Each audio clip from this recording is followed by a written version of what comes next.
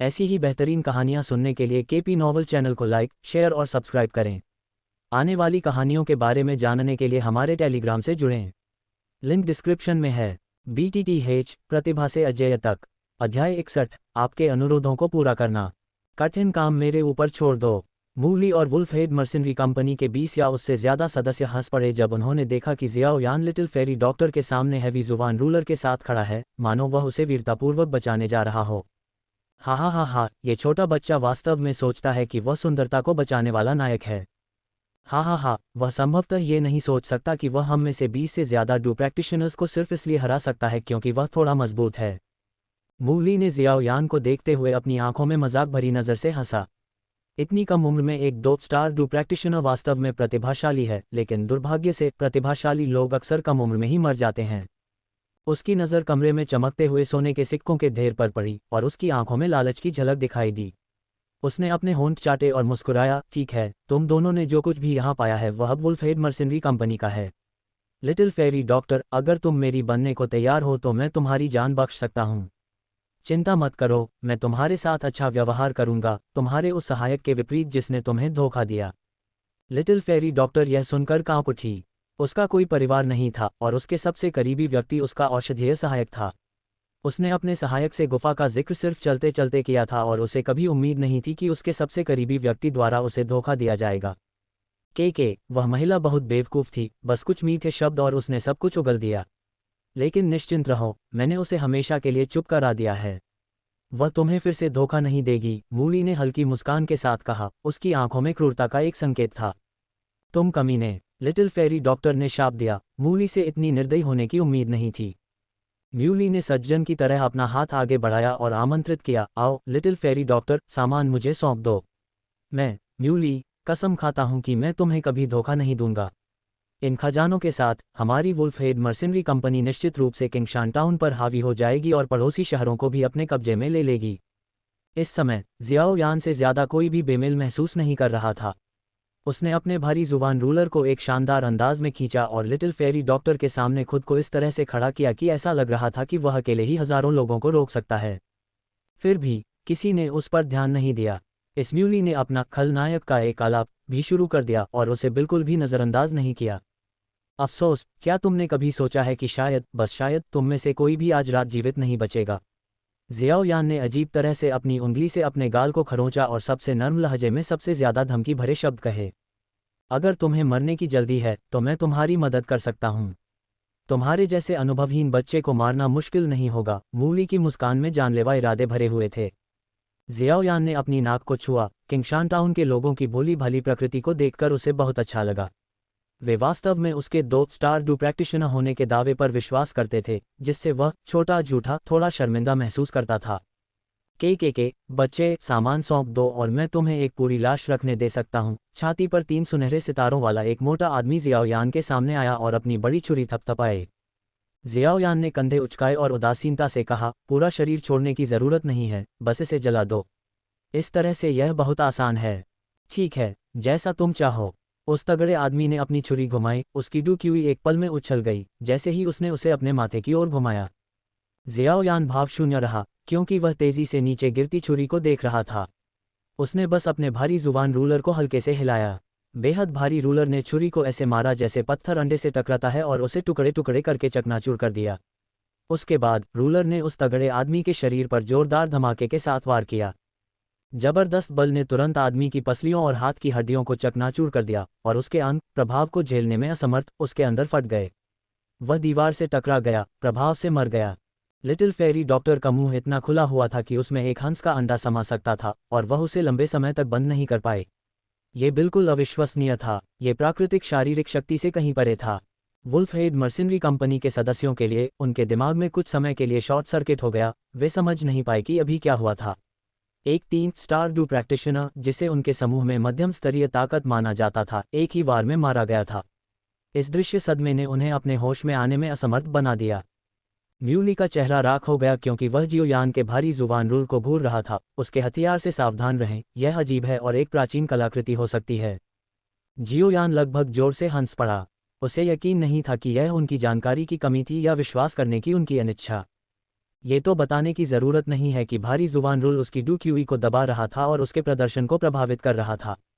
इस समय उसकी do QE 6 star do practitioner के बराबर थी। आक्रमण करो, सभी हमला करो, उसके हथियार से बचो, उस पर पीछे से घात लगाओ। म्यूली ने दहाड़ लगाए और सभी भाड़े के सैनिकों को जियोयान को घेरने का आदेश दिया। म्यूली का आदेश सुनकर 1 दर्जन से अधिक भाड़े के सैनिकों ने शातिर भावों के साथ जियाओयान पर हमला किया। वे सभी जियाओयान के भारी जुबान शासक से सावधान थे और छिपे हुए हथियारों और लंबी दूरी की डू तकनीकों का उपयोग करने लगे। जियाओयान ने अपने भारी जुबान शासक को सभी दिशाओं से हमलों के सामने एक विशाल ढाल की तरह जमीन पर पटक दिया और उन सभी को प्रभावी ढंग से रोक दिया। मर जाओ। अचानक 3 भाड़े के सैनिकों ने, जिन्होंने खुद को छिपाने के लिए डू तकनीकों का इस्तेमाल किया था, उस पर पीछे से घात लगाकर हमला किया और शातिर भावों के साथ अपने हथियार निकाले। जियाओयान, अपने पीछे सावधान रहो, लिटिल फेरी डॉक्टर अचानक चिल्लाए। उसने पहले यह नहीं देखा था कि उनमें से कुछ ने जियाओयान को दोनों तरफ से घेर लिया था। जैसे कि उसने इसका अनुमान लगाया था, जियाओयान ने अपने भारी जुबान शासक को लात मारी और एक मोड़ के साथ इसे क्षैतिज रूप से घुमाया। जबरदस्त बल ने तुरंत तीनों हमलावरों को मार डाला। जियाओयान को युद्ध के देवता की तरह देखकर वुल्फहेड मर्सिनरी कंपनी के सभी सदस्यों ने अविश्वास में नजरें बदल लीं। उसे कैसे पता चला कि कोई घात लगा रहा है? उनकी गुप्त डू तकनीक नंगी आंखों से अदृश्य होनी चाहिए थी। मूली अपने सामने मौजूद खजानों को घूरते हुए कैसे हार मान सकता था? दांत पीसते हुए उसने जियाओयान पर चिल्लाया, अगर हिम्मत है तो अपने हथियार के बिना लड़ो। जियाओयान एक पल के लिए स्तब्ध रह गया। क्या मूली ने वाकई सोचा था कि इस तरह की निम्न स्तरीय उकसावेबाजी उस पर काम करेगी? ठीक है, उसने अपना भारी जुबान शासक निकाला और उसे अपनी पीठ पर लटका लिया, फिर उत्तेजक तरीके से म्यूली को इशारा किया। मूली ने अपने बगल में खड़े भाड़े के सैनिकों को इशारा किया और उनमें से 4 ने अपने हाथों में हथियार और चेहरे पर भयंकर भाव लिए जियाओयान पर हमला कर दिया। जियाओयान ने ठहाका लगाया और पीछे हटने के बजाय अपने दाहिने पैर से आगे बढ़ा और उनकी ओर बढ़ा। क्या उन्हें वाकई लगा कि वह सिर्फ अपने भारी जुबान शासक पर निर्भर था? जब उसने लगातार 3 मुक्के मारे तो उसकी डू क्यूई बढ़ गई। धमाका, धमाका, धमाका। 3 विस्फोटक ध्वनियां गूंज उठीं जब 3 भाड़े के सैनिक उड़ गए। उनकी आंतरिक ऊर्जा फटे हुए टमाटरों की तरह फूट पड़ी। अपने कपड़े गंदे होने से बचाने के लिए जियाओयान जल्दी से एक तरफ हट गया। युवा नेता, उसकी ताकत 2 सितारा डू प्रैक्टिशनर से ज्यादा लगती है। मुझे डर है। वह 6 सितारा या 7 सितारा डू प्रैक्टिशनर भी हो सकता है। भले ही वे अनिच्छुक थे, लेकिन उन्हें ये स्वीकार करना पड़ा कि जियाओयान की ताकत निश्चित रूप से 2 सितारा डू प्रैक्टिशनर से ज्यादा थी और उसने जुबान क्लास डू तकनीक भी सीखी थी। मूली का चेहरा काला पड़ गया।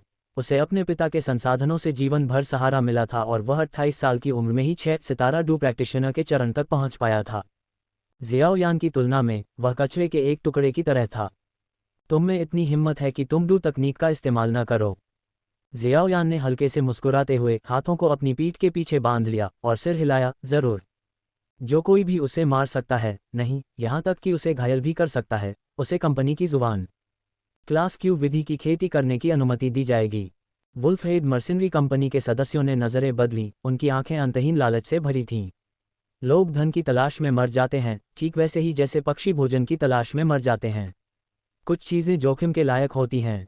बड़े इनाम के साथ बड़ा साहस भी आता है।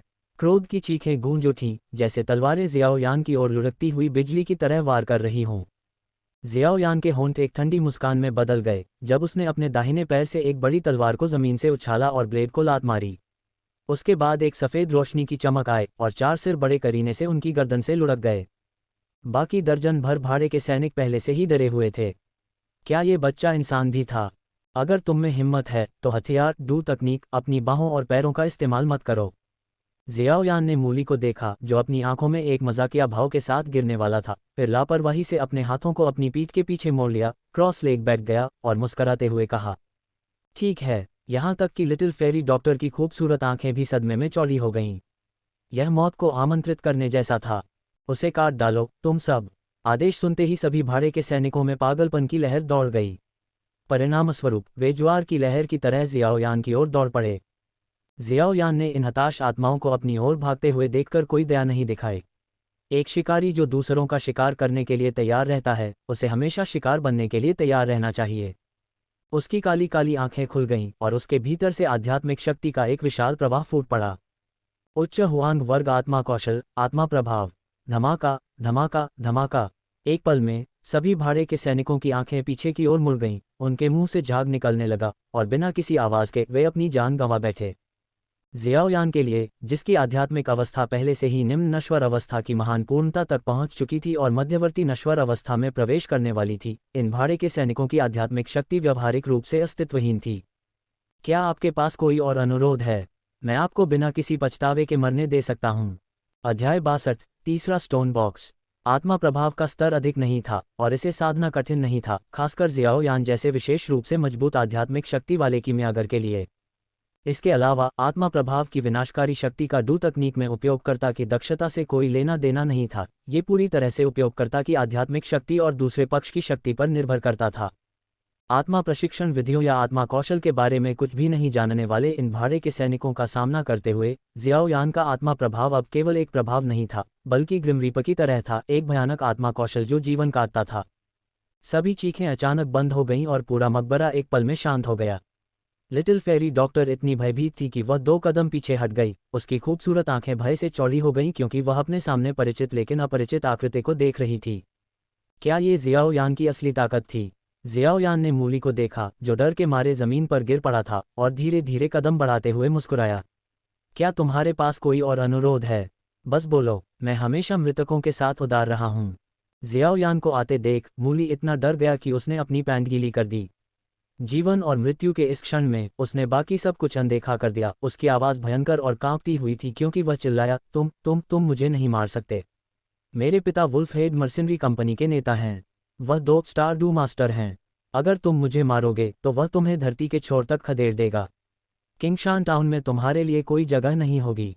जियाओयान ने परवाह नहीं की और मूली को पत्थर के कमरे से जोरदार धक्का देकर बाहर निकाल दिया। मूली के पीछे की ओर उड़ते ही एक छिपी हुई शक्ति फूट पड़ी और उसका शरीर लाल आतिशबाजी के प्रदर्शन में फट गया। जियाओयान ने अपने कपड़ों से धूल झाड़ दी, फिर अच्छे मूड में लिटिल फेरी डॉक्टर के पास चला गया। अगर लिटिल फेरी डॉक्टर ने कहा कि जब उसने जियाओयान को अपनी ओर आते देखा तो वह डरी नहीं थी, तो ये झूठ होगा। फिर भी एक पल सोचने के बाद उसे एहसास हुआ कि अगर जियाओयान ने कब्र पर एकाधिकार करने के लिए उसे मारने का इरादा किया होता तो वह अब तक एक लाश बन चुकी होती। आप निश्चित रूप से 2 स्टार डू प्रैक्टिशनर से कहीं बढ़कर हैं, लिटिल फेरी डॉक्टर ने आत्मविश्वास से कहा। जियाओयान ने हल्की मुस्कान दी और कहा, आपका किंगशान टाउन वास्तव में साधारण लोगों का स्थान है। मैंने 2 स्टार डू प्रैक्टिशनर होने का दावा किया था और आप सभी ने बस इस पर विश्वास कर लिया। एक असंतुष्ट चेहरे के साथ लिटिल फेरी डॉक्टर ने जवाब दिया, किसने सोचा होगा कि 15 या 16 साल का एक किशोर इतना भयानक रूप से शक्तिशाली हो सकता है। आप कोई साधारण व्यक्ति नहीं है, है न? मेरे पास छिपाने के लिए कुछ भी नहीं है।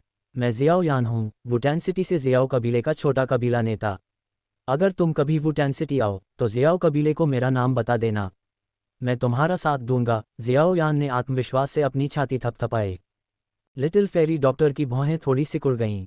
उसने वुटान सिटी के बारे में सुना था। आखिरकार ये जियामा साम्राज्य के प्रमुख शहरों में से एक था। क्या ये पत्थर का बक्सा नहीं खोला जा सकता? जियाओयान ने बंद पत्थर के बक्से को देखा। वुल्फहेड मर्सिनरी ग्रुप जैसी किसी चीज़ की तुलना में वह इस बात को लेकर ज्यादा चिंतित था कि तीसरे बक्से के अंदर क्या हो सकता है। ऐसा लग रहा था कि मकबरे के मालिक के पास संभवतः डू किंग की ताकत थी। 7 रंग का जहर शास्त्र, हालांकि स्तर के मामले में अचिन्हित था, कम से कम हाई जुबान क्लास का था। इसके अलावा दुर्लभ फ्लाइंग डू तकनीक को देखते हुए मकबरे के मालिक की ताकत निश्चित रूप से कम नहीं थी। जियोयान ने अनुमान लगाया कि तीसरे पत्थर के डिब्बे में भी एक हाई जुबान क्लास डू तकनीक हो सकती है, जो संभवतः एक विशेष प्रकार की होगी। जब जियोयान ने उससे पत्थर के डिब्बे के बारे में पूछा तो लिटिल फेरी डॉक्टर ने अपना ध्यान फिर से केंद्रित किया और धीरे धीरे चाबी घुमाना शुरू कर दिया। जल्द ही पत्थर का डिब्बा एक क्लिक के साथ खुल गया। जैसी कि उम्मीद थी, उसमें एक और स्क्रॉल था। हाई जुबान क्लास डू तकनीक, मेडलान चैंट। एक बार महारत के एक प्रमुख स्तर तक साधना करने के बाद मेडलान चैंट का उपयोग अभ्यासकर्ता को अपने मांस और रक्त की शक्ति को अपने स्वयं के डू क्यूई के साथ विलय करने की अनुमति देता है, जिससे ब्लड फ्यूरी मेडलान संघनित हो जाता है। इसका उपयोग ब्लड फ्यूरी स्ट्राइक देने या लान चैंट गार्ड को रक्षात्मक रूप से प्रकट करने के लिए किया जा सकता है, जिससे यह एक एकीकृत आक्रामक और रक्षात्मक बॉडी टेम्परिंग डू तकनीक बन जाती है। केवल दुर्जय काया वाले लोग ही इस तकनीक को साधना कर सकते हैं। शरीर जितना मजबूत होगा, ब्लड फ्यूरी उतनी ही शक्तिशाली होगी। जियाओयान की आंखें चमक उठीं। यह एक एकीकृत आक्रामक और रक्षात्मक बॉडी टेम्परिंग डू तकनीक थी, जो ऑक्टेन ब्लास्ट के समान थी। ऑक्टेन ब्लास्ट को महारत के एक प्रमुख स्तर तक विकसित करने के बाद उसकी शारीरिक शक्ति एक साधारण व्यक्ति से बहुत पहले ही आगे निकल गई थी, जिसने अनिवार्य रूप से उसे पागल शेर मंत्र के परिचयात्मक चरण को छोड़ने की अनुमति दी क्योंकि उसकी नींव पहले से ही ठोस थी। जियाओयान की आंखों में नज़र देखकर लिटिल फेरी डॉक्टर को पता था कि यह लड़का भी यह डू तकनीक चाहता था। उसने अपना हाथ हिलाया और कहा, ठीक है, तुम ये डू तकनीक ले सकते हो। मैं खुद को मांसपेशियों के ढेर में बदलना नहीं चाहती। जियाओयान ने अपनी नाक को छुआ, थोड़ा शर्मिंदा महसूस किया क्योंकि वह हमेशा फ़ायदा उठाता हुआ दिखता था। उसने 3 पत्थर के बक्सों में से 2 ले लिए थे, चुपके से एक कीमती नक्शे का टुकड़ा जेब में रख लिया था और यहाँ तक कि सबसे कीमती औषधीय सामग्री भी ले ली थी। तो ये तुम्हारे लिए हैं। कोई ज़रूरत नहीं, उन सोने और चांदी के खजानों का मेरे लिए कोई उपयोग नहीं है। चूंकि आप छोटे कबीले के नेता हैं, इसलिए अगर आप उन्हें अपने कबीले में वापस ले जाएंगे तो वे ज़्यादा उपयोगी होंगे। मैं उन सोने के सिक्कों की बात नहीं कर रहा हूँ। जैसे ही जियाओयान ने औषधीय गोलियों की एक बोतल निकाली और उसे हिलाया, एक अनोखी धुन पैदा हुई जब गोलियां बोतल से टकराईं। लिटिल फेरी डॉक्टर ने बोतल को देखते ही उसे झपट्टा मारकर छीन लिया और ड्रैगन की आंख के आकार की एक हल्के हरे रंग की गोली को सावधानी से बाहर निकाला। उसने खुशबू को सूंघा, जो ताज़ा और सुखदायक थी, और अपनी उंगली से उसे धीरे से खुरचने के बाद उसने आश्चर्य से कहा, यह एक दूसरी श्रेणी की औषधीय गोली होनी चाहिए और यह एक उपचार प्रकार की है। बहुत प्रभावशाली है कि आप बता सकते हैं। यह एक मामूली कायाकल्प गोली है, एक दूसरी श्रेणी की औषधीय गोली जो बाहरी और आंतरिक दोनों चोटों के लिए प्रभावी है। यह जियाओयान का अपना परिष्कार था क्योंकि वह जियाओयान लिटिल फेरी डॉक्टर के प्रति बहुत अधिक ऋणी महसूस नहीं करना चाहता था। उसने आखिरकार बहुत कुछ लिया था। माइनर रिजुवेनेशन पिल को खुशी से पकड़े हुए लिटिल फेरी डॉक्टर गुफा के प्रवेश द्वार की ओर बढ़ा। सोने के सिक्कों के लिए जियाओयान उन्हें केवल अपनी स्टोरेज रिंग में रख सकता था, उन्हें बर्बाद नहीं करना चाहता था। किंगशान टाउन जैसी जगह में पहली श्रेणी की औषधीय गोली भी दुर्लभ थी, दूसरी श्रेणी की तो बात ही छोड़िए। इसके अलावा लिटिल फेरी डॉक्टर के दिल में सबसे बड़ी इच्छा अभी भी एक कीमियागर बनने की थी। जब वे गुफा के प्रवेश द्वार पर पहुंचे तो जियाओयान ने अपने हाथ खोले और काली लपटों को एक ज्वार की तरह गुफा में घुसने दिया, जिससे अंदर की हर चीज़ जलकर राख हो गई। यहाँ तक कि पत्थर के बक्से, कुर्सियाँ और जड़ी बूटी का बगीचा, जिन्हें अगोचर माना जाता था, वे भी निहिलिटी डिवोरिंग फ्लेम द्वारा नष्ट हो गए। जियाओयान वुल्फहेड मर्सिनरी कंपनी के डर से सबूत नष्ट करने का प्रयास नहीं कर रहा था, बल्कि रहस्यमयी टुकड़े के नक्शे ने उसे और भी सतर्क कर दिया, क्योंकि उसे डर था कि थोड़ी सी भी सुराग से दूसरों को उसकी खोज का पता चल सकता है। अभी भी हमारे ऊपर वुल्फहेड मर्सिनरी कंपनी के कुछ सदस्य हैं और वे रस्सी काट सकते हैं। जियाओयान ने अपनी आध्यात्मिक शक्ति से महसूस किया कि गुफा के ठीक ऊपर कई लोग थे जिन्हें संभवतः मूली ने एहतियात के तौर पर वहां छोड़ा था। मेरे पास रैंक एक ब्लू ईगल है जो हमें यहाँ से निकाल सकता है। लिटिल फेरी डॉक्टर ने अपनी छाती से एक छोटी बांस की बांसुरी निकाली। फिर उसने इसे अपने होठों से लगाया और धीरे से फूंका, जिससे कुछ अजीब सी ध्वनि तरंग उत्पन्न हुई जो जल्दी ही बांसुरी से फैल गई। तुम्हारे पास अभी भी कोई चाल है। एक लड़की के बाहर घूमने पर थोड़ा सतर्क रहने में क्या बुराई है। कुछ ही देर बाद एक विशाल चील जिसका शरीर नीला था दोनों के सामने प्रकट हुई। चलो ऊपर उड़ते हैं और पहले उन भाड़े के सैनिकों से निपटते हैं। वे चट्टान के किनारे उतरे और जियाओयान ने लापरवाही से पहरा दे रहे कुछ भाड़े के सैनिकों को मार गिराया। हवा ने लिटिल फेरी डॉक्टर के बालों को झकझोर दिया क्योंकि यह उसके खिलाफ जोर से बह रही थी, उसके कपड़ों को उसके शरीर से कसकर दबा रही थी और उसके सुंदर वक्रों को सूक्ष्मता से रेखांकित कर रही थी।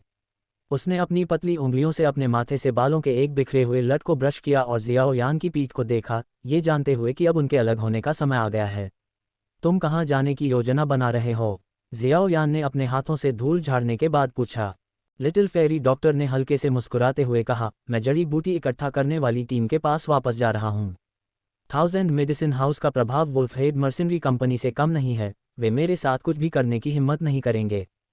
जियाओयान ने कंधे उचका दिए। ठीक है, ऐसा लगता है कि यहीं पर हम अलविदा कहते हैं।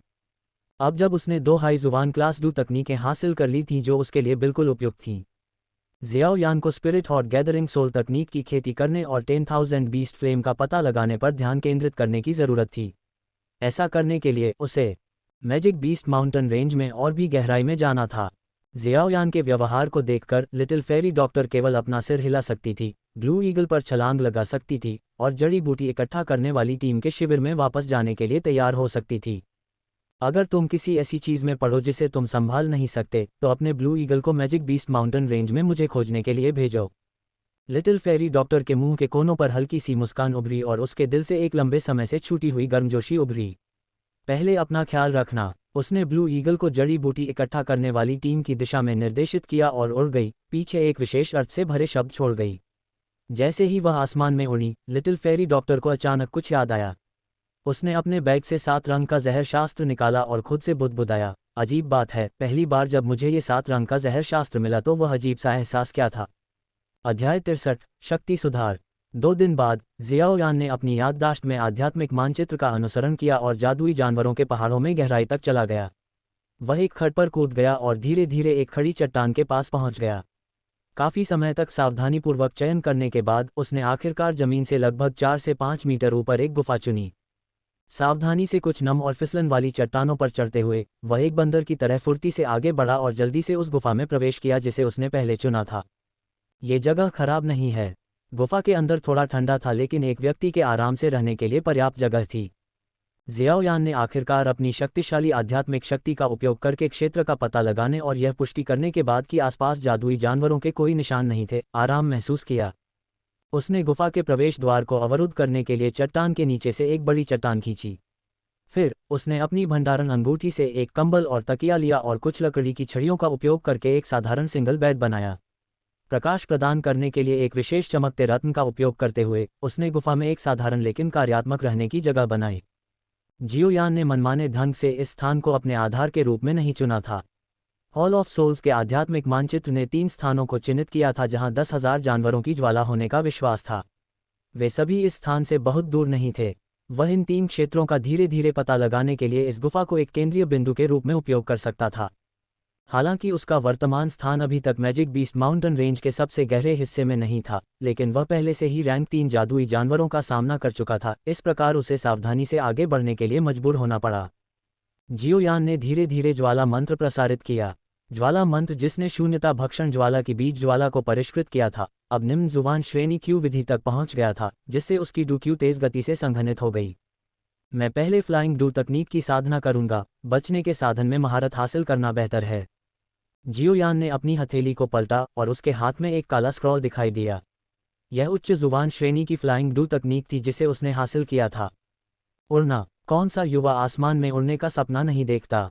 स्क्रॉल को दोनों हाथों में पकड़कर जियाओ यान ने अपने होठों को चाटा और ध्यान से बारीक बंधी हुई डोरी को खोला और फिर धीरे धीरे उसे खोला।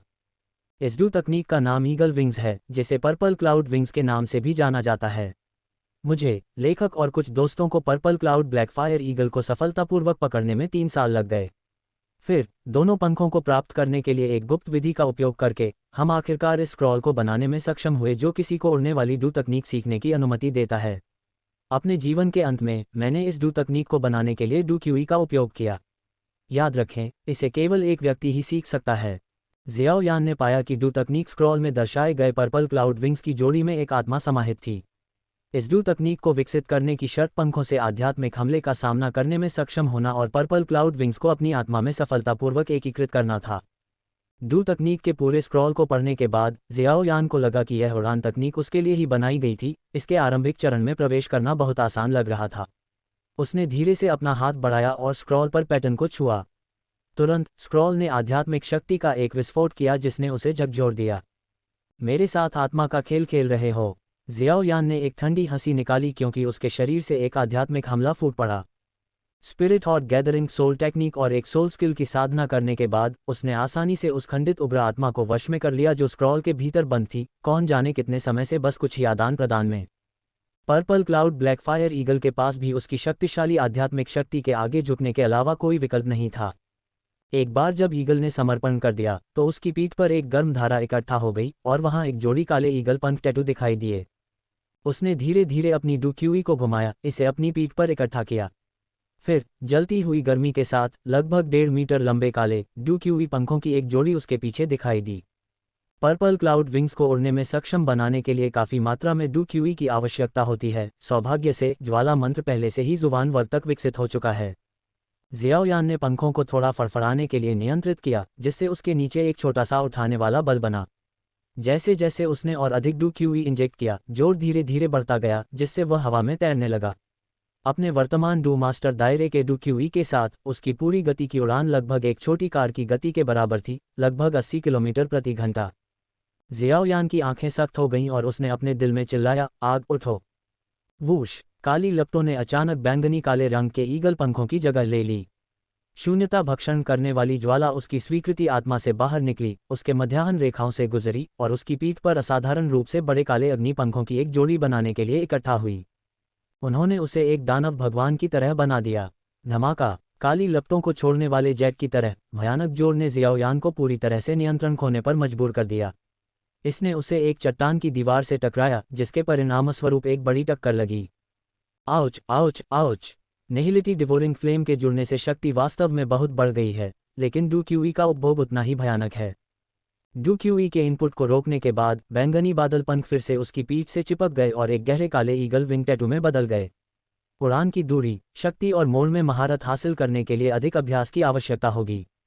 जियाओयान ने अपने माथे पर बड़े उभार पर कुछ मरहम लगाने के बाद अपने स्टोरेज रिंग से रहस्यमयी टुकड़ा नक्शा और स्वर्गीय लॉ रैंकिंग कैटलॉग निकाला। म्याओ! पहले से उदासीन माओ वो अचानक टुकड़े के नक्शे को देखकर आक्रामक हो गया, अपने दांत दिखा रहा था और हवा में पंजे मार रहा था। माओवू की निगाह का अनुसरण करने के बाद जियाओयान ने टुकड़े पर एक हल्का गुलाबी कमल पैटर्न देखा। अगर जियाओयान गलत नहीं था, तो इस हल्के कमल पैटर्न पर संभवतः एक स्वर्गीय लॉ का ब्रांड लगा हुआ था, जिसने समझाया कि इसने निहिलिटी डिवोरिंग फ्लेम से इतनी दुश्मनी क्यों पैदा की। वास्तव में केवल कुछ स्वर्गीय लपटें ही इससे ऐसी दुश्मनी भड़का सकती हैं।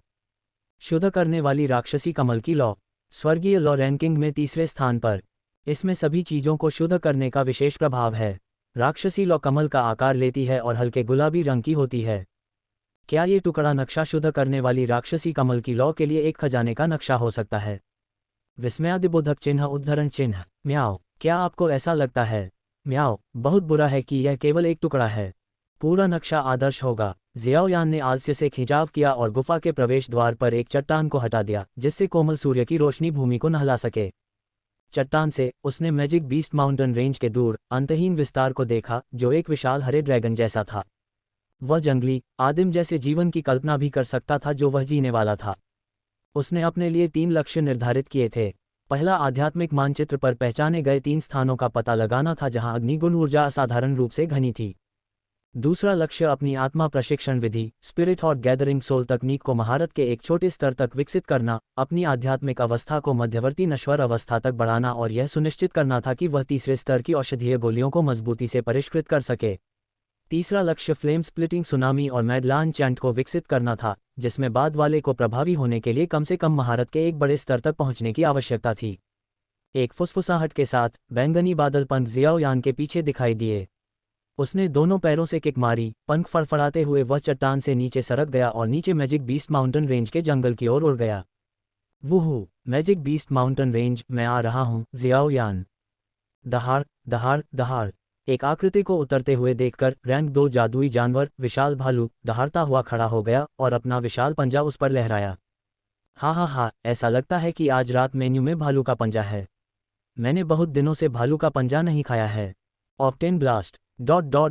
समय उड़ गया और 4 महीने से ज्यादा समय बीत चुका था और नालान यानरान के साथ जियाओयान के द्वंद्व युद्ध तक सिर्फ आधा साल बचा था। रात के गहरे सन्नाटे में जियाओयान एक चट्टान के पीछे दुबका हुआ था, उसकी नज़र पास ही के विशाल पहाड़ पर टिकी हुई थी। पहाड़ की चोटी पर एक विशाल गुफा का प्रवेश द्वार आंशिक रूप से दिखाई दे रहा था, जो शाखाओं से छिपा हुआ था। क्या झंझट है! अंतिम स्थान एमेथिस्ट विंग लान किंग की खोह निकला। जियाओयान ने चट्टान के पीछे से पहाड़ की चोटी पर सावधानी से देखा, इस बात का ध्यान रखते हुए कि अंदर कोई भी प्राणी यह न जान जाए कि कोई उनकी खोह पर जासूसी कर रहा है। पिछले 4 महीनों में अपने फ्लेम मंत्र के साथ जुबान क्लास तक पहुंचने और एक फायर एट्रीब्यूट जुबान फ्रूट के साथ एक भाग्यशाली मुठभेड़ के कारण जियाओयान एक स्टार डू मास्टर से 3 स्टार तक आगे बढ़ गया था। उसने आध्यात्मिक मानचित्र पर चिन्हित 2 निकटतम स्थानों की भी जांच की थी, केवल ये पता लगाने के लिए कि वे दोनों बकवास के अलावा कुछ नहीं थे। एक भूमिगत मैग्मा नदी थी जिसने जुबान फायर क्रिस्टल की एक नस बनाई थी, जिसका उपयोग ईंधन के रूप में किया जा सकता था। दूसरा रैंक 5 फायर एट्रीब्यूट जादुई जानवर की मृत्यु के कारण हुआ था। अब मानचित्र पर केवल एक स्थान बचा था, लेकिन जिस बात ने उसके सिर को दुखाया वह ये थी कि गुफा पूरी तरह से दुर्गम थी। एमेथिस्ट विंग लान किंग, एक रैंक 6 जादुई जानवर जिसकी ताकत तुलनीय है डू सम्राट के लिए, अभी भी बहुत जिंदा था। भले ही 10,000 जानवरों की लॉ उसके ठिकाने के अंदर हो, वह क्या कर सकता था? वह संभवतः इस कालकोटरी मालिक को बिल्कुल भी नहीं हरा सकता था। अध्याय 64 जासूस जियाओयान, आपकी सेवा में। जियाओयान ने अपने सोल रोब का हुड नीचे किया और छिपे रहने और किसी की नज़र में न आने की पूरी कोशिश की। खेल के संदर्भ में उसकी स्थिति का वर्णन करने के लिए ऐसा लग रहा था कि वह 1 महीने से ज़्यादा समय से एक ही स्तर पर अटका हुआ था। हालांकि पिछला महीना बिना किसी लाभ के नहीं बीता था, क्योंकि वह एमेथिस्ट विंगलान किंग की खोह के बारे में कुछ विवरण पता लगाने में कामयाब रहा था। सबसे पहले, रैंक 6 एमेथिस्ट विंगलान किंग के अलावा खोह में रैंक 3 छोटा एमेथिस्ट विंगलान किंग भी रहता था। इस वजह से खोह के कई किलोमीटर के दायरे में रैंक 4 का कोई जादुई जानवर नहीं था। विडंबना यह है कि यह उसके लिए एक सुरक्षित ठिकाना था। एमेथिस्ट विंगलान किंग ने केवल रैंक 3 या उससे कम जादुई जानवरों को ही अपनी खोह के आसपास घूमने की अनुमति दी थी। इसके अलावा, जैसा कि आध्यात्मिक जानकारी ने सुझाया था, 10,000 जानवरों की ज्वाला संभवतः खोह के भीतर थी।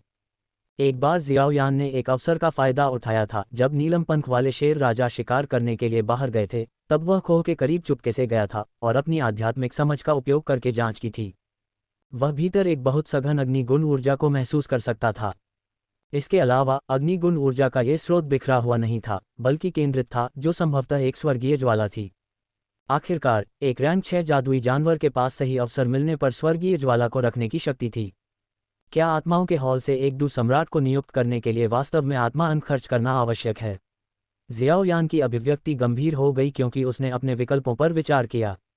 एक सम्राट को नियुक्त करने में लगभग 3,000 आत्मा अंक खर्च होंगे, जिन्हें वैकल्पिक रूप से एक सभ्य 6 स्तरीय औषधीय गोली के लिए बदला जा सकता है, जो एक सम्राट को नियुक्त करने के लिए भी पर्याप्त है। 10,000 जानवरों की लौ और बर्फ की आत्मा के ठंडे फव्वारे के बारे में जानकारी पर खर्च किए गए आत्मा बिंदुओं को घटाने के बाद उसके पास सिर्फ 4,000 से ज़्यादा आत्मा बिंदु बचे थे, जो वास्तव में एक कम स्टार वाले सम्राट को नियुक्त करने के लिए पर्याप्त थे। हालांकि समस्या आत्मा दूतों और आत्माओं के हॉल के रक्षकों पर उसके पूर्ण विश्वास की कमी में थी। अगर 10,000 जानवरों की लौ वास्तव में गुफा के भीतर थी, तो जियाओयान को यकीन था कि अंत में उसे चुप करा दिया जाएगा। आत्माओं के हॉल के साथ विश्वास की बात करें, असंभव। अंत में जियाओयान ने अपना सिर हिला दिया। साधना एक लंबी यात्रा थी और वह अधीरता और उत्सुकता को अपने निर्णय पर हावी नहीं होने दे सकता था। चलो अभी वापस चलते हैं। अगर मुझे जल्द ही एमेथिस्ट विंगलान किंग की गुफा में प्रवेश करने का उपयुक्त अवसर नहीं मिलता है, तो मुझे बसडू किंग क्षेत्र में पहुंचने तक इंतजार करना होगा। जियाओयान धीरे से खड़ा हुआ और एक विशालकाय अजगर के शरीर को जमीन पर घसीटता हुआ अपनी चट्टान की गुफा में वापस चला गया। अजगर की आत्मा नष्ट हो चुकी थी और उसके शरीर पर कई घाव थे, जैसे कि उसे तीखे पंजों से काटा गया हो। ये रैंक 3 अर्थ वाइड पायथन था। वास्तव में जियाओयान अपनी मौजूदा ताकत से पहले से ही रैंक 3 जादुई जानवर को मार सकता था। वह गुफा के पास एक झरने के पास गया और लड़ाई से बचे खून के धब्बों को धोने के लिए पानी में कूद गया। खुद को साफ करने और साफ कपड़े पहनने के बाद वह एक चट्टान पर लेट गया और राहत की लंबी सांस ली। अब उसका शरीर बहुत हल्का महसूस कर रहा था। अब तक जियाओयान ने मैडलान चैंट को काफ़ी हद तक सीख लिया था और वह महारत के एक बड़े स्तर पर पहुंचने वाला था। मैडलान चैंट को सीखने से पहले ऑक्टेन ब्लास्ट को सीखने से उसकी प्रगति में काफ़ी सुधार हुआ था। इसके अलावा मैजिक बीस्ट माउंटेन रेंज में जादुई जानवरों से लड़ने और लगातार प्रशिक्षण के पिछले 4 महीनों ने उसके युद्ध कौशल को और निखार दिया था। डू तकनीक का प्रशिक्षण हमेशा वास्तविक युद्ध से अविभाज्य था। जियाओयान झरने के पास एक चट्टान पर बैठा। थोड़ी देर धूप सेंकने से पहले उसने वुटैन सिटी में अपने स्टोरेज रिंग से खरीदी गई औषधीय कड़ाही को वापस निकाला। फिर उसने एक चट्टान की सतह पर विभिन्न औषधीय सामग्री की एक बड़ी सरणी व्यवस्थित की। पृथ्वी के सफ़ेद अजगर से रैंक 3 मॉन्स्टर कोर प्राप्त करने के बाद उसके हाथ खुजली कर रहे थे और वह एक बार फिर से गोलियों को परिष्कृत करने की इच्छा का विरोध नहीं कर सका। अपने हाथों को आपस में रगड़ते हुए जियाओयान ने अपने सामने औषधीय कड़ाही को देखा। कड़ाही के उद्घाटन पर अपने बाएं हाथ के कोमल स्पर्श और अपने दिमाग के हल्के से ध्यान के साथ एक दबी हुई पफ की आवाज़ आई, क्योंकि काली काली शून्यता भक्षण ज्वाला धीरे धीरे अंदर उठने लगी। वर्तमान में एक डू मास्टर की ताकत पर वह आमतौर पर केवल द्वितीय स्तरीय औषधीय गोलियों को परिष्कृत कर सकता था। अपने दायरे से परे परिष्कृत करने के लिए उसे औषधीय अवयवों और राक्षस कोर को सफलतापूर्वक संसाधित करने के लिए निहिलिटी भक्षण ज्वाला का उपयोग करने की आवश्यकता थी। जियाओयान ने अंधेरे लपटों को देखते हुए संतुष्टि के साथ मुस्कुराया। निहिलिटी भक्षण ज्वाला पर उसका नियंत्रण लगातार परिपूर्ण होता जा रहा था। यह न केवल पिछले कुछ महीनों में उसके द्वारा प्राप्त निरंतर कीमिया अनुभव के कारण था, बल्कि इससे भी महत्वपूर्ण बात यह है कि उसकी आध्यात्मिक शक्ति में काफ़ी वृद्धि हुई थी। मुझे दूसरे दिन कुछ अग्नि उगने वाले फल मिले। आज एक तृतीय स्तरीय अग्नि उगने वाली गोली को परिष्कृत करने का समय है। जियाओयान ने औषधीय अवयवों और आध्यात्मिक फलों के एक बड़े ढेर से छोटे लाल फलों से लदी एक शाखा का चयन किया। फिर उसने अपने दिमाग में अग्नि उगने वाली गोली की रेसिपी को याद करने के बाद जल्दी से अन्य सामग्री तैयार की। फायर राइजिंग पिल एक अपेक्षाकृत उच्च श्रेणी की तीसरी श्रेणी की औषधीय गोली थी जो शरीर के भीतर अग्निगुण डू क्यूई की तीव्रता को अस्थायी रूप से बढ़ाती थी। हालांकि यह केवल निम्न तारा डू ग्रैंडमास्टर क्षेत्र से नीचे के साधकों के लिए काम करती थी। जब काली लौ ने कड़ाही को गर्म कर दिया तो जियाओ यान ने सबसे पहले उसमें फायर राइजिंग फ्रूट डाला। उसके बाद उसने अपनी आध्यात्मिक शक्ति का उपयोग करके कुशलता से लपटों को नियंत्रित किया। निहिलिटी डिवोरिंग फ्लेम की शक्तिशाली जलने की क्षमता ने अवशेषों को भी जला दिया, जिससे फायर राइजिंग फ्रूट में नमी जल्दी सूख गई और ये लाल पाउडर में बदल गया। फिर उसने सभी अन्य औषधीय सामग्री डाली और जल्द ही 7 से 8 अलग अलग रंग के पाउडर एक साथ मिल गए। जिसके बाद उसने पृथ्वी के सफ़ेद अजगर के राक्षस कोर को उठाया और अपनी उंगलियों के एक झटके से उसे औषधीय कड़ाही में फेंक दिया। थोड़ी देर बाद एक शक्तिशाली ऊर्जा कड़ाही से बाहर निकली, क्योंकि एक विशाल अजगर का आक्रोश उसे मारने की कोशिश कर रहा था। माओ वो, जियो यान ने उदासीन स्वर में कहा, क्योंकि उसने विशाल अजगर के आक्रोश को राक्षस कोर से निकलते देखा। अचानक कड़ाही में एक छोटा सा विरूपण बिंदु दिखाई दिया और एक छोटी सी बिल्ली शून्य से बाहर निकल आई। म्याओ, स्वादिष्ट। माओ वू ने अपना छोटा सा मुंह चौड़ा किया और एक शक्तिशाली सांस के साथ एक ब्लैक होल भंवर दिखाई दिया।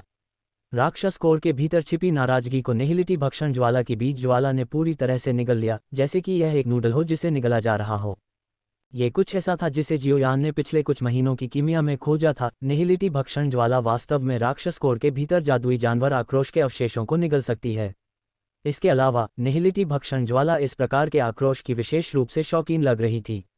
जैसे जैसे महीने बीतते गए, निहिलिटी भक्षण ज्वाला वास्तव में राक्षस कोर के भीतर इन आक्रोशों को खिलाकर थोड़ी बढ़ गई थी। जो कभी कीमियागरों के लिए सबसे परेशानी का सबब था, वह अप्रत्याशित रूप से शून्यता भक्षण ज्वाला का भोजन बन गया था। जब जियाओयान ने माओ वू को औषधीय कड़ाही में संतुष्ट होकर लेते हुए देखा, तो वह एक बार फिर स्वर्गीय ज्वालाओं के चमत्कारों पर आश्चर्यचकित हो गया, जो दुनिया की ये प्राकृतिक रचनाएं हैं। जादुई जानवर की नाराजगी दूर होने के बाद जियाओयान ने धीरे से खींचकर कड़ाही से आग की एक सफ़ेद रेखा खींची। जैसे ही उसने खींचा, औषधीय अवयवों का सारा सार धीरे धीरे राक्षस कोर की ऊर्जा की ओर बढ़ गया। संघनित एक फुसफुसाहट के साथ सभी काली लपटें अचानक इकट्ठी हो गईं, सभी औषधीय पाउडर और ऊर्जाएं एक साथ मिल गईं। कड़ाही के भीतर 5 गहरे लाल रंग की गोलियां दिखाई दीं, जिन्हें उसने फिर एक गोली की बोतल में रख लिया। ओह, यह एक बहुत अच्छा परिणाम है।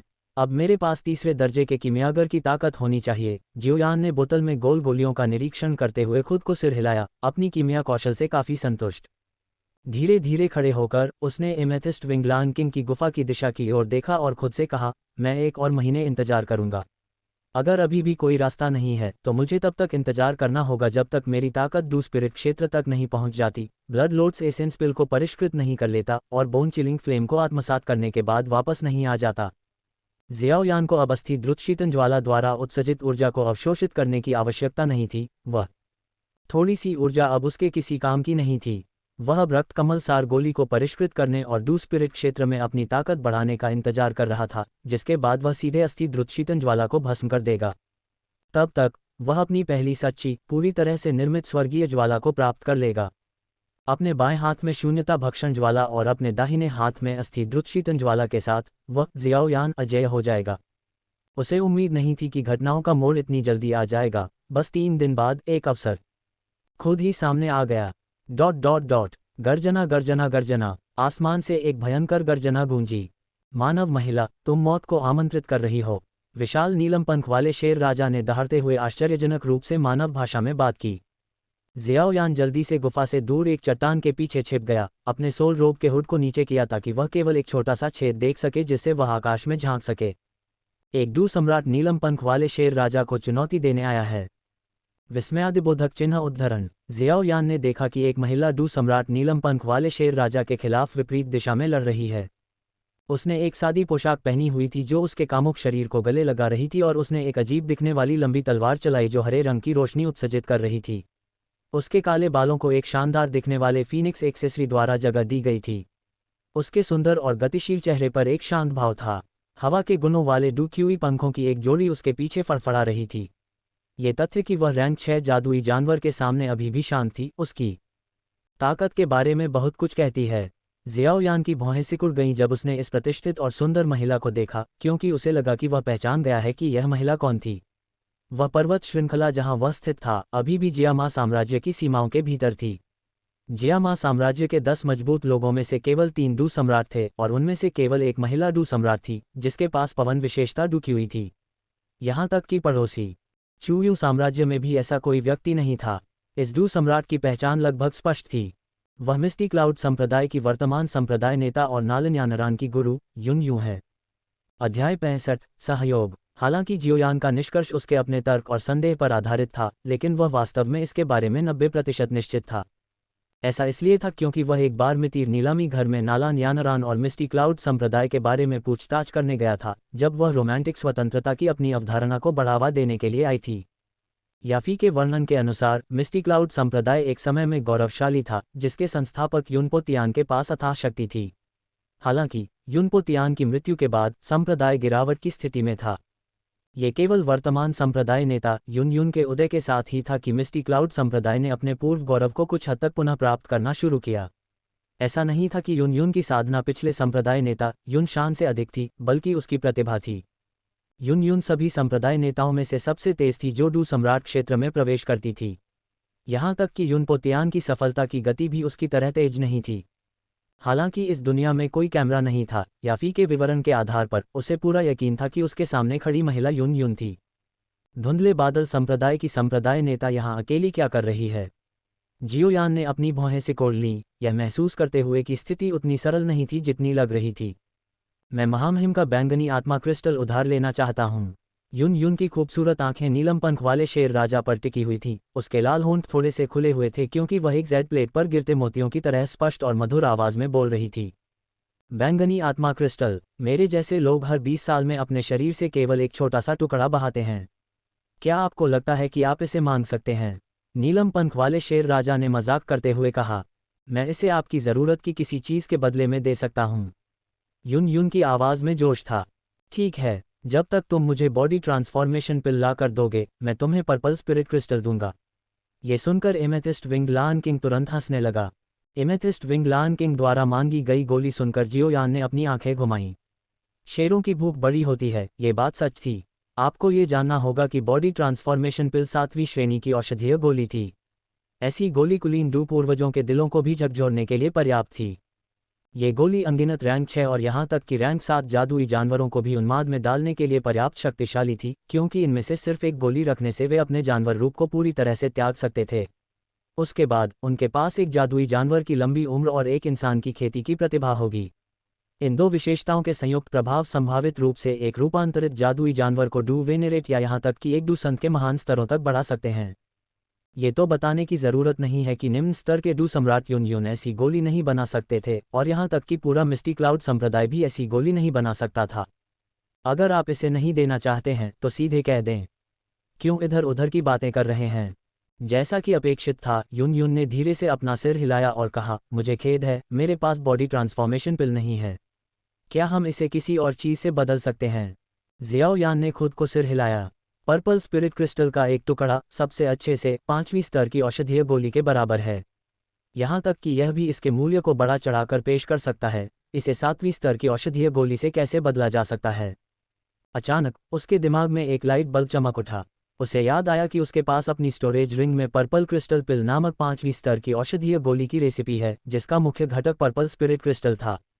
इसका प्रभाव 9 स्टार डू मास्टर को सीधे डू ग्रैंड मास्टर दायरे में घुसने की अनुमति देना था।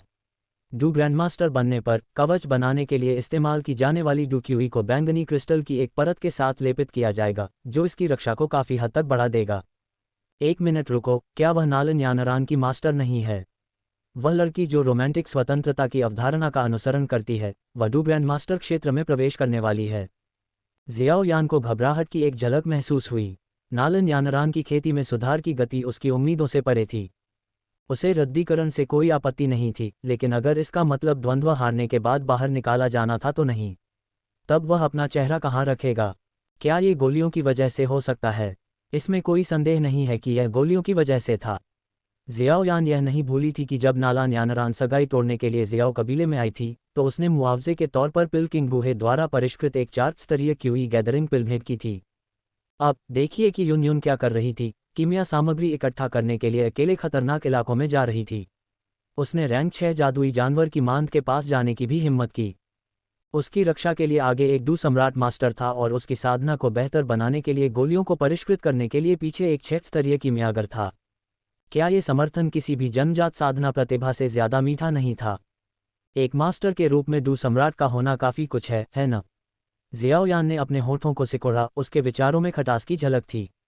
अचानक आसमान का रंग बदल गया और एक हरा बवंडर चीखने लगा और घूमने लगा, जिससे जमीन से विशाल पेड़ हिंसक रूप से उखड़ गए और उन्हें लकड़ी के टुकड़ों के बवंडर में बदल दिया। मैजिक बीस्ट माउंटेन रेंज आपका मानवीय क्षेत्र नहीं है, यह आपके जंगली दौड़ने की जगह नहीं है। नीलम पंख वाले शेर राजा ने बढ़ते बवंडर को देखते हुए चिल्लाया।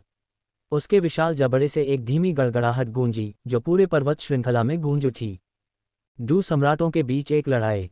नीलम पंख वाले शेर राजा ने बैंगनी लपटें उगल दी जो यून की बवंडर तकनीक से हिंसक रूप से टकराईं, एक क्रूर ड्रैगन के हमले की तरह। क्या भयानक दृश्य है! जियोयान ने दूर के आकाश में विशाल बवंडर और आग के स्तंभ को देखकर अपने माथे से बहते पसीने को पोंछते हुए कहा। दोनों बलों की टक्कर ने ऊपर बादलों में एक खाई भी बना दी। भयानक ऊर्जा टकराव से बिजली के बड़े बड़े बोल्ट उत्पन्न हुए जो मोटे खंभों की तरह पर्वत श्रृंखला पर गिरे, जिससे व्यापक आग लग गई। अनेक जादुई जानवर सभी दिशाओं में उन्मत्त होकर भागे। दो कुलीन सम्राटों के बीच लड़ाई के कारण जादुई जानवर पर्वत श्रृंखला अराजकता में फंस गई। यून ने वास्तव में मिस्टी क्लाउड संप्रदाय के वर्तमान संप्रदाय नेता के रूप में अपनी प्रतिष्ठा को बनाए रखा। उसने कई उच्च स्तरीय जुबान क्लास तकनीकों को महारत के एक प्रमुख स्तर तक विकसित किया था और उसके प्रत्येक प्रहार से धरती कांप उठती थी और पहाड़ कांप उठते थे। हालांकि एक जादुई जानवर के रूप में नीलम पंख वाले शेर राजा की शारीरिक शक्ति और विस्फोटक शक्ति एक इंसान की तुलना में बहुत अधिक थी। कुछ समय के लिए दोनों के बीच लड़ाई तेज हो गई, जिसमें कोई भी पक्ष ऊपरी हाथ नहीं पा सका। एक के बाद एक जोरदार टक्कर की आवाजें आईं और ऊर्जा तूफान के झोंके पेड़ों से गुजरे, जबकि जियाओयान पूरी तरह से विस्मय में लड़ाई देख रहा था। फिर उसकी नज़र तेज हो गई जब उसने देखा कि एमेथिस्ट विंगलान किंग के शरीर को ढंकने वाले बैंगनी क्रिस्टल हल्के से चमक रहे थे, बिल्कुल वैसे ही जैसे सौर पैनल सूरज की गर्मी को अवशोषित कर रहे हों। एमेथिस्ट विंगलान किंग में ऐसी क्षमता है। अगर धीरज की लड़ाई की बात आती है तो यून निश्चित रूप से हार जाएगा। जियाओयान ने अपनी उपस्थिति छिपाने के लिए अपने सोल रोब पर भरोसा किया और किनारे से देखा। निश्चित रूप से यून को भी समस्या का एहसास होने में ज्यादा समय नहीं लगा। हाँ, अब इसे पता लगाना बहुत देर हो चुकी है। आइए देखें कि मैं आपकी डूक्यू को सील करने के बाद आप क्या कर सकते हैं। Amethyst seal. एमेथिस्ट विंगलान किंग की गहरी दहाड़ गूंज उठी क्योंकि उसने अचानक अपने मुंह से एक गहरे बैंगनी प्रकाश स्तंभ को बाहर निकाला, जिसमें बैंगनी क्रिस्टल के हल्के निशान थे। यून की आंखों में एक भयंकर नजर चमक उठी। संप्रदाय नेता के पद पर पहुंचने का मतलब था कि वह कोई आसान काम नहीं थी। चरम हवा, गिरे हुए नरसंहार, दुनिया की ऊर्जा बढ़ने लगी। जियाओयान को 100% यकीन था कि यह एक डी क्लास तकनीक थी, लेकिन अगर कोई इसके बारे में सोचे तो यह अजीब होगा कि एक बार गौरवशाली मिस्टी क्लाउड संप्रदाय के पास डी क्लास तकनीक नहीं थी। एक पल में प्रकाश की एक छोटी किरण, लगभग एक अंगूठे के आकार की तलवार की नोक से बाहर निकली। जैसे ही प्रकाश दिखाई दिया, अंतरिक्ष खुद कांप उठा। कोई कल्पना कर सकता है कि यह हमला कितना भयानक था। धमाका, दोनों हमले टकरा गए। यून की प्रकाश की किरण ने एमेथिस्ट सील को भेद दिया और एमेथिस्ट विंगलान किंग के शरीर पर एक गहरा, हड्डी उजागर घाव कर दिया, जिससे बहुत सारा खून बह निकला। जब जियाओयान ने सोचा कि यून की डी क्लास तकनीक सफल हो गई है, तो पहले से बिखरे हुए प्रकाश स्तंभ से बैंगनी क्रिस्टल अचानक सभी दिशाओं से यून की ओर उड़ गए। एक पल में बैंगनी रोशनी ने यून को घेर लिया। अगले ही पल उसकी सारी डूक्यूई सील कर दी गई और उसके पीछे के पवन पंख गायब हो गए, जिससे वह तेजी से नीचे की ओर गिरने लगी। यून आश्चर्यजनक रूप से हार गई थी।